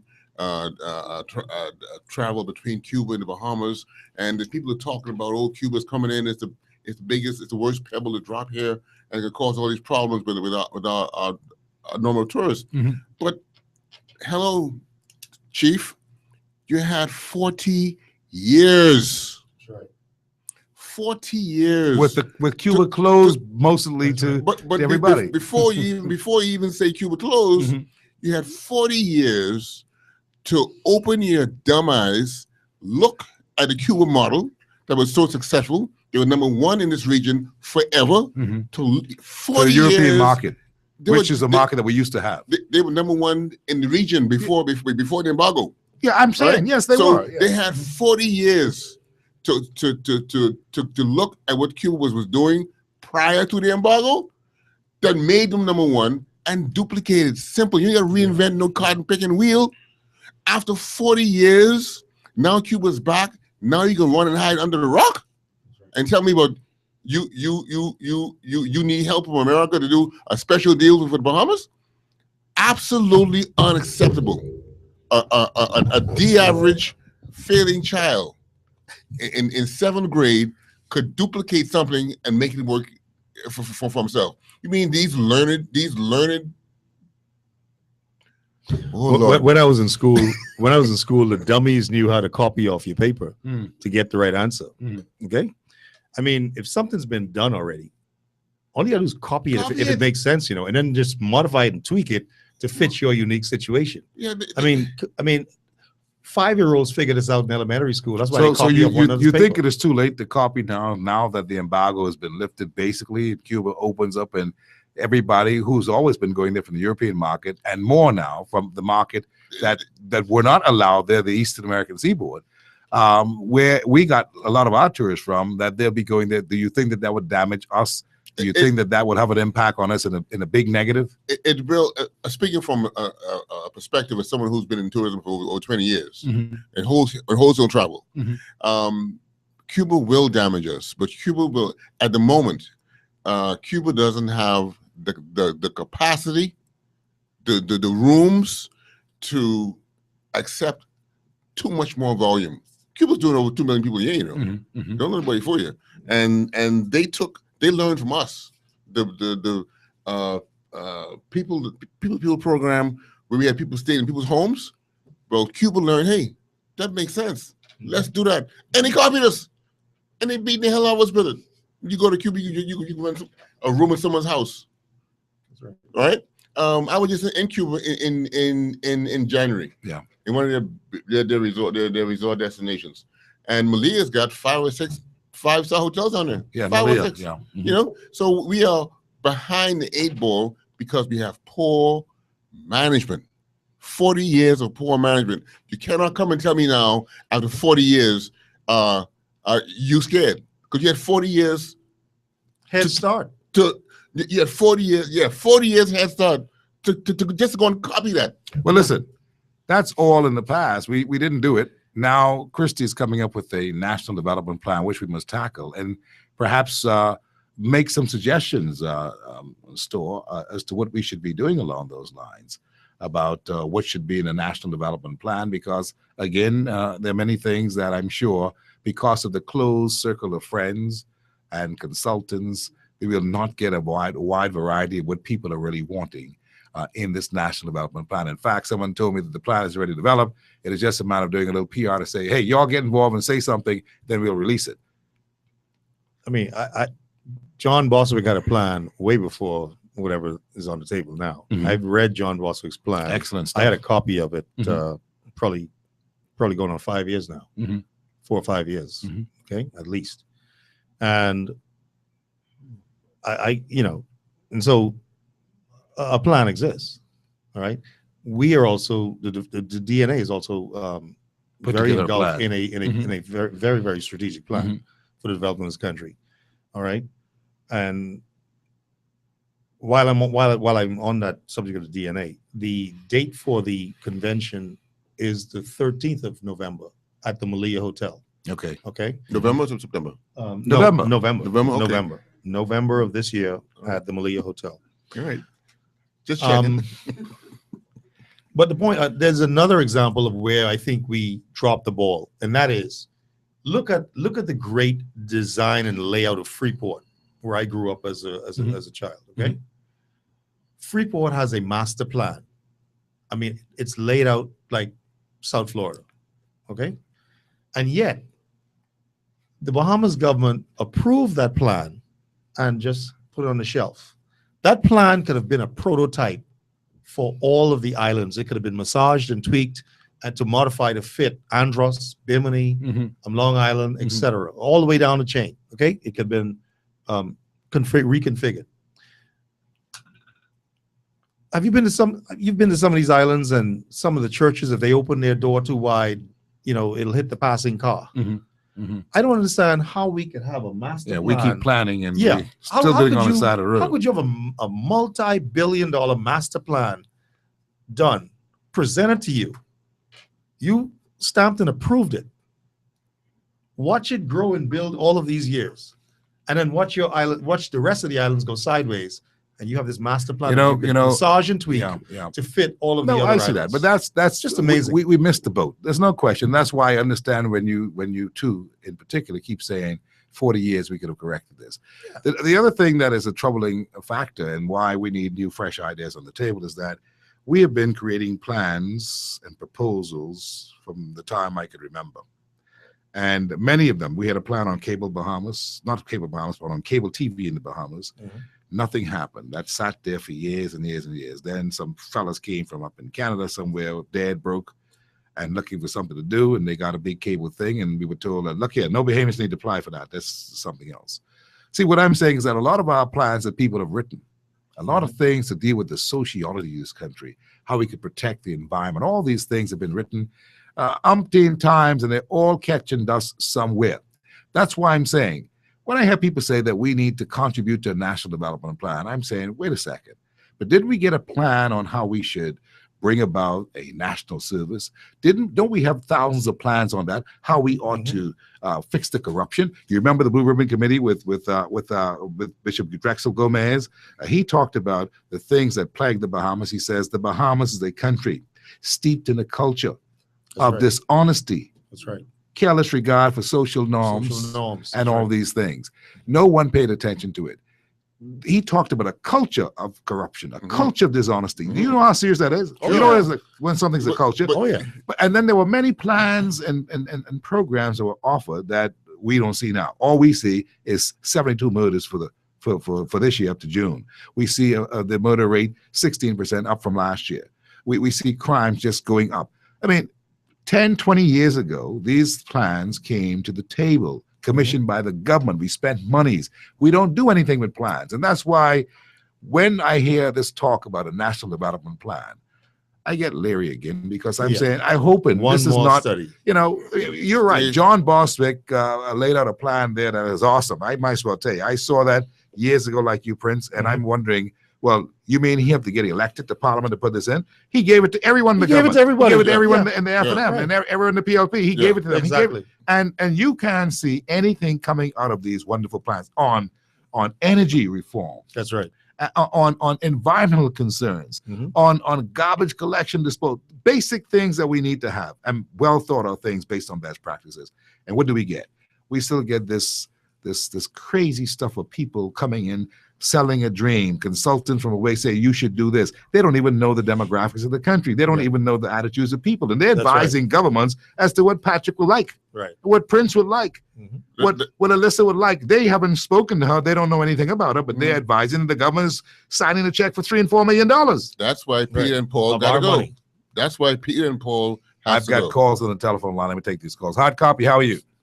Good afternoon again. I apologize. My phone died on me. Oh, that's what happened. Okay, go ahead. I'm listening. I apologize about that. I was listening to your conversation while I was on hold. Yeah. Core of your conversation is duplicity. It's to continue to duplicate things that have done before. I think that's the reason that we have many of the issues that we face right now in the country. I think, for instance, I'll be specific with speaking about the Prime Minister, Perry Christie.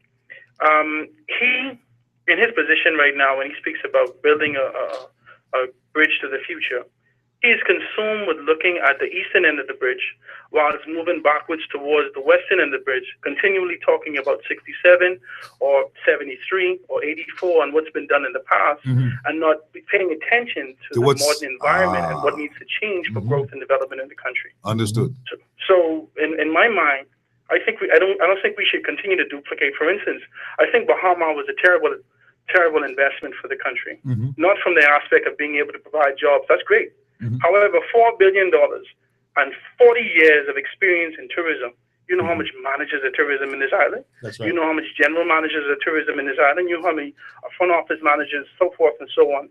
If given this money to groups and allow them to be able to, build some boutique hotels sprinkled throughout the islands and whatnot, and be able to bring tourists to these particular destinations. That's what the world moving in a different direction right now. Absolutely. Nobody moving into mega hotels. That's right. That's right. You're right about it. You're right about it. Nobody moving into boutique hotels. Even Vegas is trying to move away from the things that they're doing. That's what I'm saying. They're even closing down casinos. An agreement. Look at Guinea and do nothing in West End. You understand? Yep. The Queen Bay project, the Shark Rock project, the Four Seasons down there in Exuma. There's so many big projects, major projects that we've seen fail time and time again, and you continue to come back to the table and find heads agreements for the same. So that is the definition of insanity. We have to look at a model, and there is so much creativity in this country. There is so much that we can do in this country. There's so much talent in this country that I agree with what Alyssa saying, like I said initially. Politics is not the answer. We have to tap to our convictions. We have to tap into our creativity, and we have to move in purpose. It cannot be continuing to look at the forecast of horizon to see the next possible leader. It ain't gonna happen no more. You're right. You're right about it. We need to call all willing parties to step now, to step up. there you go telling me about the past, and I say step now. But the point what I'm making, they need to step up and take their rightful place, because the truth is the country is very, very talented, overwhelmed with talent and young people with enthusiasm. And we tend to just look at those who want to just muggle along. But there are people here who, in fact, want to do things. I think that you may be one of them. You have that passion in your voice. I'd like to meet you. Yeah, Steve, I'd like to say this one more thing. I keep telling persons in conversations that we have, whether it be at the barbershop, wherever you are, you know, we like to talk about politics. We are 300 and some thousand people in a world consumed by 7 billion and multiple on the consistent. We are drowning. We are drowning, right? And in comparison to the other persons in the world, there is no need for us to step outside the bucket, outside box, to be able to get anything. We, right here, the 300,000 people are supplying major corporations and major companies and being able to be the heads of these organizations and so forth and so on around the world. What's the lady name? Pauline? Yes, Pauline, the athlete, Pauline Davis. Look at her on boards and Pauline heading Davis boards Thompson. around the entire world, and we are recognized and cherished for our contribution to that. And you mean to tell me the talent that we have here, every good cousin point. you know that went to United States of America or elsewhere is a manager somewhere, is an owner somewhere, doing something. You know why? Because we have the hospitality that we have. What Grammy used to tell you? What Grammy used to say? Child, a good man is to carry you around, though. Manners and respect will take you to the ends of the world. Take you around the world. That's right. And this is what is happening to the Bahamian people. Now, the only way that we're detached from this is because there's a deep and great sense of hopelessness in this environment. 7,000 young children come out of school and they ain't got no place to work. And that's 10 years ago, you had friends that came out of school and have yet to have a job in this country. Come on, man. There is a need for growth in this country. And it's not going to be through Perry Christie, I apologize, nor Obi Wilshcombe, nor Davis. It's going to have to be with a young, innovative group of people that has a determination, no matter come hell or high water. You're talking my talk. Yeah, that's right. I think you need to come around the table next Thursday. Yeah. Just find peace and or call me after this show. I want you around the table. You're talking just where I want us to be talking, because I keep saying that we have turned the page. We've got to look at our people. There's new inventory that we have, and we're not capitalizing on it. We put it under air condition. In some cases, we put it inside a little box on the side because we don't know how to use it. So we say, boy, don't touch that. Leave that right there. It looks new. Leave it in the plastic. Yes. And we need to open the plastic and let these people fly. Yeah. I appreciate it, my brother. And I had a conversation. I'm going to go right now. I just had a conversation with this guy the other day. We were talking politics right in the barbershop again. I mean, I'm a young person, but I'm very passionate about these things. And we're having a conversation. And the guy says, well, we have to talk about politics, man. Let's talk about something new. I ain't voting for nobody. So I said, okay. And I gave him an example. I said, that's like having bills. And saying to yourself, I have all these bills to pay. I can't pay the bills. Let me kill myself. Yeah. I said, suicide is never an option. Never. Never an option. You're going to have to step up and deal with these particular things. And voting young people throughout the length and breadth of the Bahamas, the only thing young people have out of school right now is the right to vote. That's it. That's it. 18 years old. They don't have no stake in the country. They don't own nothing. There's no jobs available for them. There is nothing. The only thing they have right now at this particular juncture to be able to hold to their own is the ability to vote. And I encourage everybody to register to vote, make a decision. I'm not here to tell you to vote for, I'm here to tell you to make a decision for the growth and development of who we are as a nation, for your children, for tomorrow. And let's make this thing happen. I appreciate it. If not you, then who? If not now, then when? Serious stuff. Hard copy, how are you? Hi there, hard copy. Very good, eh? Hard copy, how are you? Okay, we must have lost those calls. You still got time, 325-023546. We got a little extra bonus over time here this evening. Alyssa, you heard that guy. Did he talk like how you expect young people to be talking and thinking? Yes, he did. He did. He hit the nail right on the head, actually. Like I've been saying, it's not about politics. It is about us stepping up to the plate. And we really don't, I guess, own anything straight out of high school. It is our vote, but we still have to depend on political parties when it comes to voting. So, I mean, outside of voting, it's up to us to step up to the plate and use the God-given talents and gifts we have. Yeah. You know, Steve, what this gentleman says and what Alyssa is saying too, basically in a nutshell, is that politics have failed us. We are suffering. Political parties have. Yes, political parties. The governance by these political parties have That's been what I mean. very different from what we expected. Yes, they've failed us, and what they're echoing is that frustration that, hey man, you know, my grandpa and my father and mother have voted all their lives, and look at what it did for them. Which one me go vote for? Yeah, some people are thinking like that. Absolutely, and they should. But you can drop out. You see, No. you only can count if you have a say. Right. Like they say in the other business, you can't win if you don't play. Right. You have to make a change by getting involved. Right. That's just the way it is. And by that, I saw today where Flowers got all of his money back. Yeah. In this new environment, he won his case apparently, and he got all of his money back, and he seemed to be a happy camper now, and not that he needed a few dollars, because $1 million is nothing to Flowers. Nothing at all. But you know, the point is, he got his money back. He's able now to go and do some things, and he says now he's got to catch up to the business of the competitors, because you know he's lost ground, is what he's saying. But you know, we know Flowers is most eloquent when it comes to these kinds of things. But Flowers, but I know you. Yeah. But I know you. But anyway, I just said as a side. The point is, you wanted to say something. Yeah, we make lots of the decisions lately. National decisions have been made at the expense of morality and right principles in regards to money. And like one of the callers said, speaking about sand and oregano and oil, those aren't our main issues right now. Those aren't it. We can That's strike our wealth, oil. and so we are looking to try to secure It that before is. these guys exploit that too. It is, but we could strike oil today and still have problems. Very true. Yeah.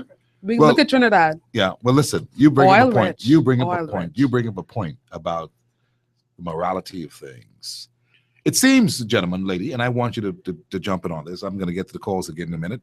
But it seems like we have decided to conduct a new Bahamas under the old guys with doing things where morality does not count. I don't know if it's a shift in their thinking and away from the Constitution, that we believe in a sovereign God and we believe in the supremacy of God. We seem to be believing in something else, because we heard the people vote no on the gambling thing, and it still went through. We heard the prime minister enunciate the following day after the vote that, look, I want everything shut down, closed down. We heard the commissioner of police says, well, if they give me permission, I'll go and do what I have to do. We see the buck pass along the way, and this lady is right. She said something that I've been saying for weeks on this show for a long time, that we are not looking at the mores, the way that we're supposed to be dealing with things. That's why we're making legislative decisions on things that really we are giving credence to illicit behavior, to things that are contrary to what we believe in. And as a result of it, the country is now becoming more and more on the wrong track. Do you know that if somebody now comes with an idea that they think brothels are very, very legitimate to have happen, or that we should sell marijuana too and make it legal and all these things, it's going to be hard for the government to talk fool when these things are part and parcel of each other. You see, it's going to be hard. They may sound crazy to you, but it also sounded crazy that the government would go and put it to the people to say, do you want to legalize gambling? Do you want to have it legal? Do you want us to tax it? And all that kind of stuff. And the people said, we don't understand your question, you know, but based on this question you're asking, we say no, because this ain't too clear. You know what I believe was going through people's mind, Prince and Patrick, and of course Alyssa. I think what was going through people's mind was that, so our country can really change if we do these things and make them legal. Hey, and even though people gamble, there are many people who gamble and did not want it to be legal for whatever reason. Now, you know, we're crazy people too. We're schizophrenic, the behaving people. We'd like you the minute and hate you tomorrow. But if someone talk bad about you, we'll feel sorry for you and vote for you again. So we're very schizophrenic. But I'm saying, where do we draw the line as legislators? We're supposed to know and keep the mores of the country intact. And that's why, even though the church fought hard, I'm still disappointed that there was not unanimity in the churches to the point where Catholics, Anglicans, and Protestants, and Methodists, and everybody said, now look here, don't even try it. No, we heard some Baptist preachers. Then we saw some Baptist preachers too doing the dollar dance. How can we forget that? They said, no, these numbers things sound right. It is nothing in the Bible that says about gambling. All of these things. See, so our division has put us in this dilemma. And I believe that we're spiraling out of control. This is just my belief. I'm expressing it. I believe that we're spiraling out of control because there's nothing sacred anymore about this uniqueness of this fellow who says he's Bahamian. I think what we have is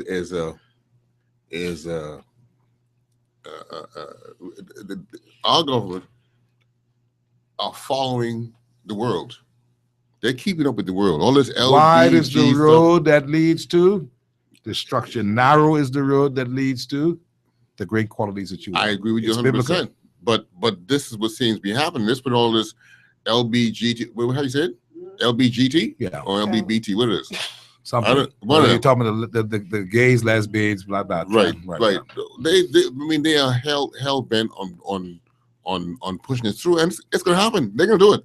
Yeah, they're going to win. Yeah, they're going to do it, and there's no telling They're gonna what win there's no telling because what else they're going to do. Our morals have now been compromised. Who are we to talk about this and that? I mean, come on, let's be real. And with Bahamas, going to come some new stuff that Bahamians don't agree with. Listen, did you see the ad? Did you hear about how Bahama them are now having appeal for applications for women who want to dance and all this kind of stuff for some kind of review show? You didn't hear about that? No, I'm hearing about that. But I wanted to say that to segue into something that Alyssa was saying. She also mentioned that this carnival thing has been a part of the focus of a country that's gone in the opposite direction. Yeah, carnivals and stuff are, I suppose, good to make some monies, but let's look at it now. Can you help me here? We have had it. It was said to be a success by the Right Honorable Prime Minister Terry Gladstone Christie because he saw some people. It was said to be successful by Paul Major because he saw some people. Everyone who says it was successful, even some people who participated, say it was good because I've been there and had a good time dancing. But nobody says it was successful because the economic boom came that they said was the objective. Right. That they hoodwinked us into saying, well, give it a chance because, this could help to bring some money to stimulate the economy because everybody broke and people need some money. And they invested $9 million allegedly at first. Now they're saying $12 million. I mean, where does it stop? There's been no report. There's been no report, even though Paul Major said there'd be a report in 21 days. There's been no report. People have basically forgotten about it. It's off the table. We're on to something else. Now the page has been turned to who should be prime minister, which is not our call. You see, so I'm saying this schizophrenic kind of behavior leaves us in a paralysis. I mean, we're not sure what we're doing. That's the first thing. And I want her to elaborate about this viewpoint about it being a decadent move, this whole thing about the carnival. Why would you say that? You're a young person. People say, well, you should like that kind of stuff. I mean, you're young and you're interested in having a good time. Why would you now rain upon these people's parade? Well, I went to the University of the West Indies, Cave Hill campus. I was there for almost 3 years, and I currently and that's in Barbados, and I currently attend the University of the West Indies, Mona, that's in Jamaica. And I've never been there for crop over, and I've never been, actually, I have been in Jamaica, however, for their carnival, and it's just slackness. That's all it is. There is no, like, people compare it to Junkanoo and it's like, oh, it's just a celebration. No, it's not the same thing. It is just vulgarity. It is loose. Were you surprised that we brought it here? I was very surprised because I was actually surprised more that I didn't hear more from the Christian Council because they had speak out on movies and certain movies can come here. But then we had Carnival. Yeah. And I've seen Carnival firsthand. I would say the first time I've seen Carnival for real wouldn't have been in my first year, probably in my second-ish year being in Barbados. And I was just like, wow, these are our future. These are our future doctors. These are future lawyers. These are our future educators. In all their splendor. Yeah, it's just, it just wasn't a comfortable feeling for me. And when I heard that it was coming home, I was disappointed. I really was. And I live on a floor in Jamaica. I live on a floor of majority. Well, I'm the only Bahamian on the floor. And when persons heard that that the Bahamas was having carnival, they looked at me and they were like, why? Why is your country doing that? I know you have Junkanoo. Why are they doing this? And I sat there, I couldn't answer. If you had Paul Major number, you could have called Paul and tell Paul, explain it to these people. Explain it, because I don't understand why we having it. Yeah. Can you understand, Patrick and Prince, why there's been no report despite the 21-day self-imposed time and people's monies that must be accounted for? And now the Minister, Danny Johnson, saying something along the lines that he hoped to have some kind of report next week. I mean, doesn't that tell you how slack we are with issues in this country? And that's why these guys have been able to get away with all that they get away with in politics over the years. There was no outcry. One or two people call the show, say, Steve, you can get it. They waiting on me to get it. I called Paul. I spent a weekend calling Paul. I called Paul. Major Paul says to me, I never said that I was going to give you a report in 21 days. That what he said? Yes. But Isn't that on the record? It's on the record. It's on the record. But I'm going to play it for him when I do the show very shortly. The point is, he says that he changed it. He says that when he said 21 days, that was 21 days he gave himself to be familiar with what the report was about what happened in the carnival. But he says that, he never promised any 21-day report. I reported that to the public here, but there's still no outcry on it because you're talking about millions of dollars that Paul Major, who is a qualified banker, should have been able to tell us long time what is the deal. What is the secret? I mean, did they spend more than $12 million? So what if they did? They were trying to pull off something, and maybe the people would understand. But to not give a report, to not have a report, to not be able to say, here's how, and here's how I qualified my statement that I gave before the carnival, that the weekend pass or after the carnival, the weekend pass would have gotten us $15 to $60 million to the GDP. Shouldn't he, if he said that, to keep credibility, shouldn't he be able to come and quantify that, to validate what he is saying with numbers in the report? I mean, is it just me, or do you think he should have? Well, I mean, that's the only way it can be credible. He needs to quantify it and demonstrate it to the Bahamian people as to exactly, what those numbers are. And one would think that if they were successful to the tune of 17 million in Grand Bahama, and 50 to 60 million in Nassau, they would have been, they would have been putting up billboards to that effect, much less printing it on paper. I mean, they would just be so full of themselves. Yeah, of course, it's a farce. I mean, listen, if it was at all profitable, if they had that kind of volume, why is it then that they're talking about reimbursing the vendors who made no money? I mean, is that logical in an environment where 60 million in GDP is being created, where the vendors leave the scene broke and complaining? I mean, does that even sound logical? But nobody has said anything. See, that was a commission that was appointed by the government. Mr. Christie never spoke to it since. Tourism minister never spoke to it since, because they say that they're waiting on the commission to report. The minister went in the House of Assembly during the budget debate, Danny Johnson, who's in charge of culture, to speak to it. And then he says, I want to tell you on the carnival issue that, really, I can't speak to it now because the report has not been in, but we'll table it. We'll bring it to the House whenever it's ready. To me, this is a serious indictment, but it appears that this has gone missing on the Bahamian people, Patrick. Yeah, I agree with you, but this is not the first time. This is a habit that consecutive governments have pulled. They say, "Oh, we're going to report on this, that." Now, a good example is the same aragonite. If you recall, I was just speaking to an MP today about this aragonite thing, and he said, "Well, so and so was supposed to promise to table everything on aragonite and told us to stop talking foolish about aragonite and put us bring it to the house and table it." Right. That's so many 2 years ago. Yeah. Guess what? No report, no nothing. They just died down. So they are used to pulling this. They know how to push you all button. Yeah, but I got news for them. They pushed the button this week. That's why I said to you, what's all this about in the media? This frenzy about who will lead the PLP. It's not about business. Right. Whoever they put there, we'll see if they could cut the mustard, the people will go with them. Yeah. If Christie is there and the people don't think that Christie could cut the mustard, they won't go with him. Or maybe they think he can, they will go with him. But the point is to have a whole debate, to waste precious radio time about who could be. To me, I thought it was foolish, but I didn't do it. What I did was I asked you, okay, since they've done that, since media's done that, good. Now let's get to the gist of the matter. If in fact they have a change, and this change is whoever, Obi, Brave, whoever, what kind of impact would that make to us, the people, outside of the political party? None. Zero. No one will care. As a matter of fact, the persons who possibly could bring some change are the ones they're trying to get rid of. Right. Okay. That's right.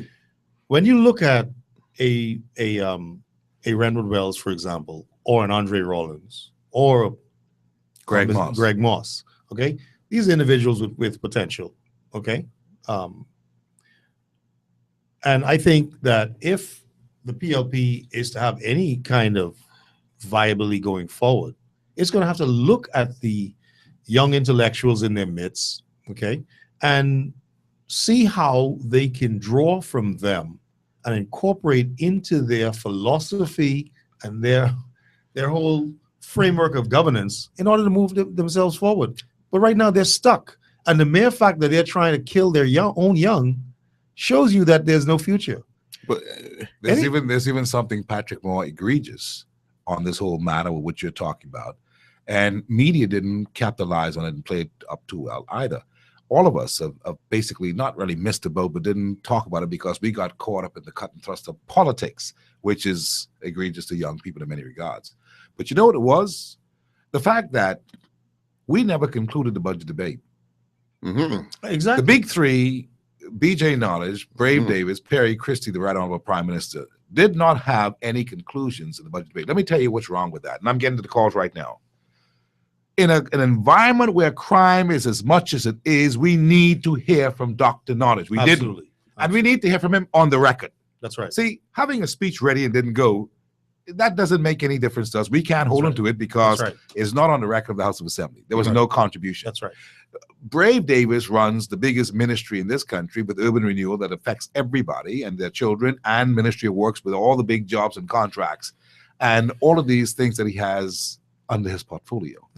No report, no contribution to the budget debate. Right. Very serious. Then the Prime Minister, who's been talking all about this whole rollout about all the jobs that's going to happen, the big projects that is going to come on in San Salvador and Eleuthera and all these other things that some people call ill-fated. The point is, these are things that he's supposed to sit down and then concretize, wrap up, and show us after we have heard the others speak how this whole thing is going to come together. There's been no cake and no icing on the cake, and the Bahamian people left it alone. They got caught up with, and all of us, admittedly, got caught up with the speaker had a victory himself in making sure that Rollins spoke. That became the focus of everyone's attention. Right. And no one realizes something that has happened, that there's been no conclusive summary to the budget by the big three, the most senior politicians in the country, the people who are running the actual show. In fact, they are negligent. Yeah, absolutely. Steve, it is interesting that you chronicle it that way, because if all of those areas that where actual tangible receipts and other kinds of paper trail are in place, and if they can't conclude, okay, then how is it that you can, within hours of the conclusion of Junkanoo Carnival, conclude that you had a $60 million impact in GDP where, where there are no receipts? Well, see, that's two different things now. It's just frolicking and... See, Paul Major is, I always tease him that he's a clone of Christie. And as a result, once Christie said it was a success, Paul says it was a success. But we cannot in our own minds see the success because we have no proof of it. Right. But I just thought I'd put that there for us to think about, because really, we really should be talking about, we demand to have the end of the budget debate. We demand that they speak. That's right. Because we are never going to be able to hold anyone to anything that they're saying in their speeches that they wrote down, because it's not on the record. And anybody can come back and say, well, I was about to say that, but I never spoke, so you can't hold me to that. So so I don't need their speech. I don't need to see it. I only need to see just for my own interest, but I don't need it to be able to go and quote nothing from it, because it means nothing. Right. It's not on the record. Right. Let's go to lines. Hard copy, how are you? I'm okay. Good evening, everyone. Sorry for taking so long, but I appreciate you holding. Yeah, I understand. I enjoyed listening to it too. Like I mentioned before to you, Steve, our problem, and I think Ms. Storr is hitting it too. I may have to say it in a different way, but if you don't teach your people to practice non-lying, non-stealing, and non-killing. That is what we end with, because our politicians didn't come from a higher position. They came from our families. They are our brothers, sisters, cousins, they're a nephews, reflection of aunties, society. uncles, whatever. So unless we are able to get our people to accept good moral values and practice it, not just a belief now, but actually practice non-lying, non-stealing. That really is the only answer. We could talk about politics as much as we like. Yeah.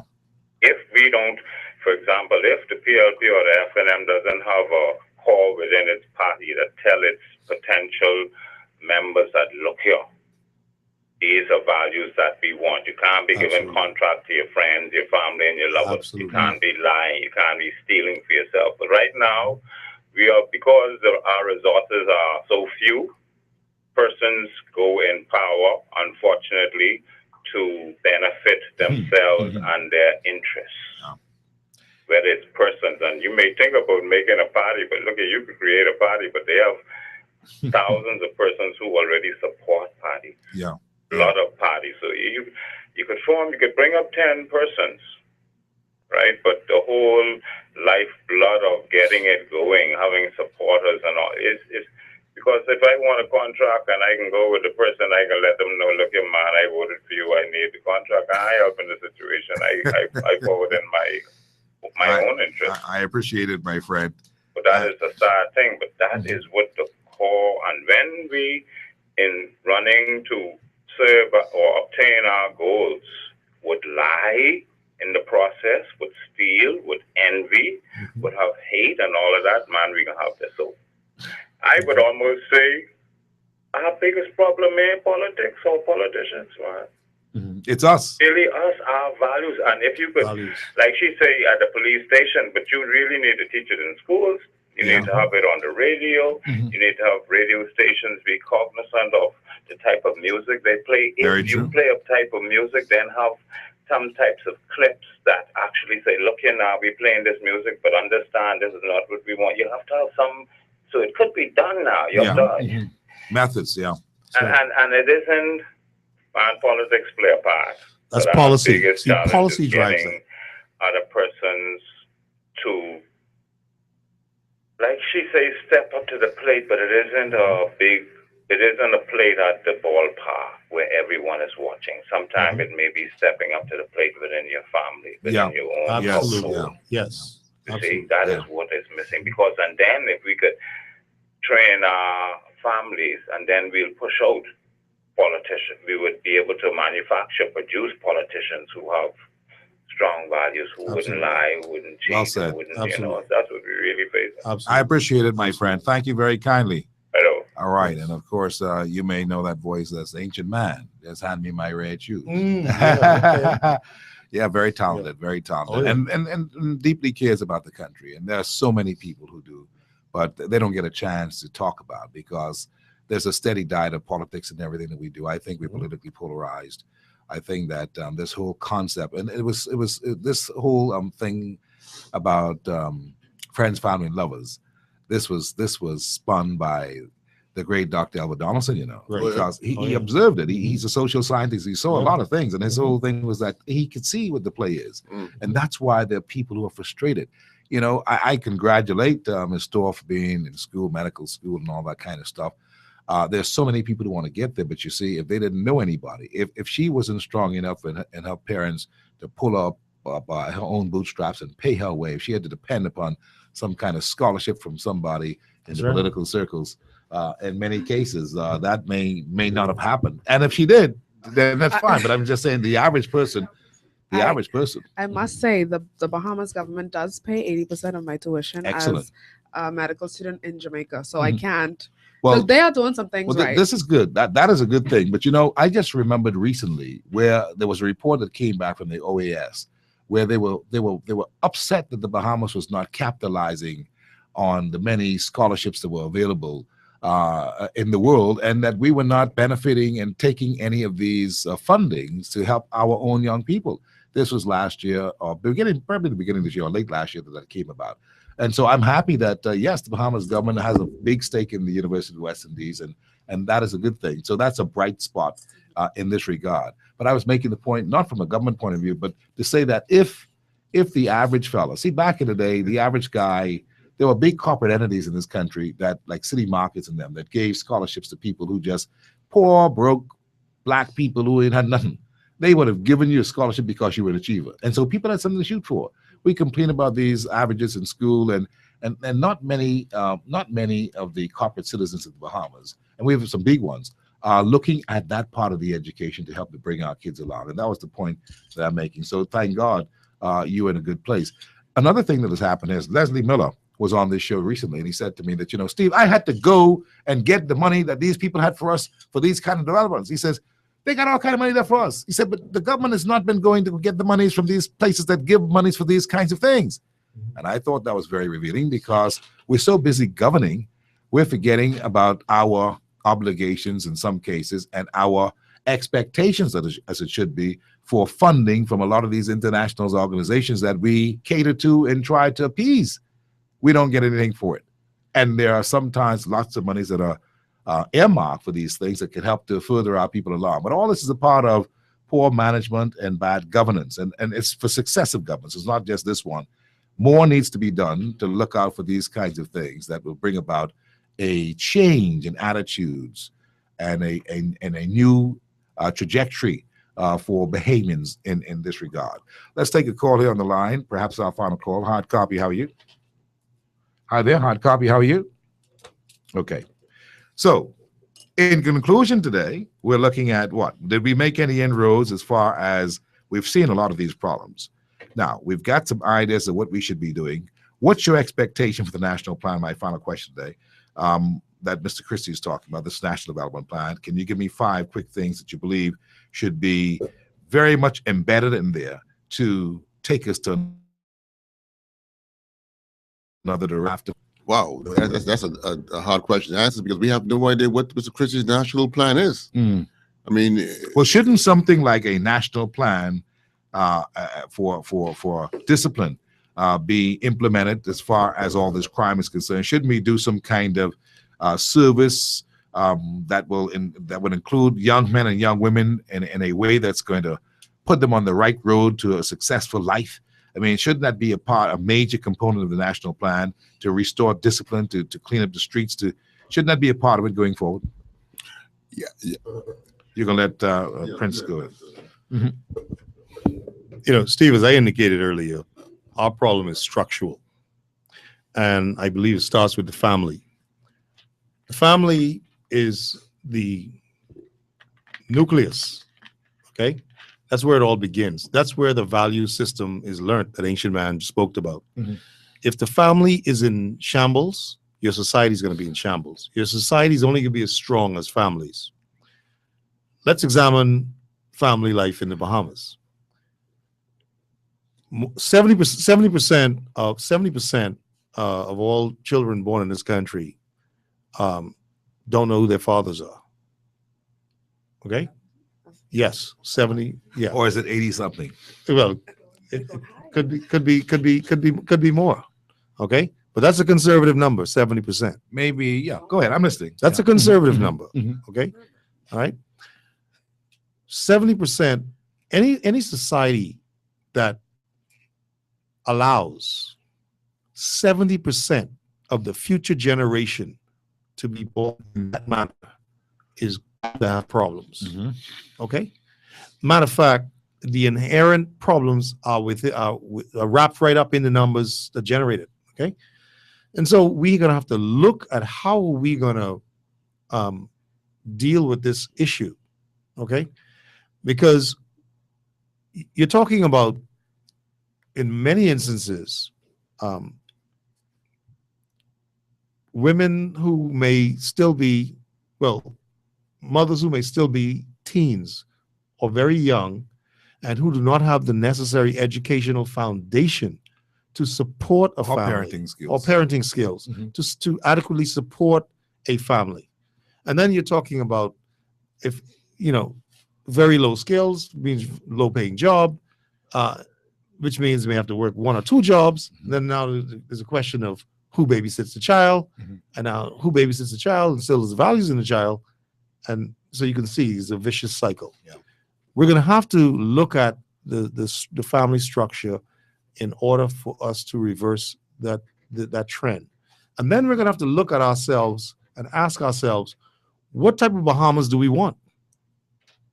And make sure that the persons that we elect to govern our affairs, right, have the value system, Now, that's and important. have the skills, That's important. and have the intellectual ability, okay, to look another man in the eye or woman and negotiate in the best interest of this country. Because right now, I'm of the belief that we have not been doing a good job negotiating any of the treaties that we've signed, or the heads of agreement. Or the heads of agreements. We have really been taking a licking each where we turn. Well, that's a simple thing, and I have to wrap this up, but that's a simple thing. It's just a matter of utilizing the resources. That's what she was talking about earlier. If you have people who are skilled in that area, people who are brainy, if that's a word, in the area of how we ought to build this and do that, we ought to utilize them. We seem to be going to just a couple of gentlemen in this country that have all the answers to everything, and they've been around from Nobiliar. And while they may have a lot of experience, there's also a need for a new thrust and new energy and new vision. And if they lack that, and the other guys who come here to negotiate with us got that, then we still losers, Patrick. Yeah, the national plan, I'm going to stick with my points, because no plan that is brought forward is going to succeed unless we first tackle corruption, illegal migration, crime, jobs, and yes, oil and aragonite. No plan will be acceptable. No plan should even be tabled unless those things are dealt with. How are we going to do with a sovereign wealth and all fund and all that? Absolutely, that's all part of it. But on that, I don't want to hear from him. Yes, Ms. Storr, how are you? I'm good. Well, I just want to say that we all need to step up to the plate and use our talents, not just for the good of our circle, but for the country at large. Yeah.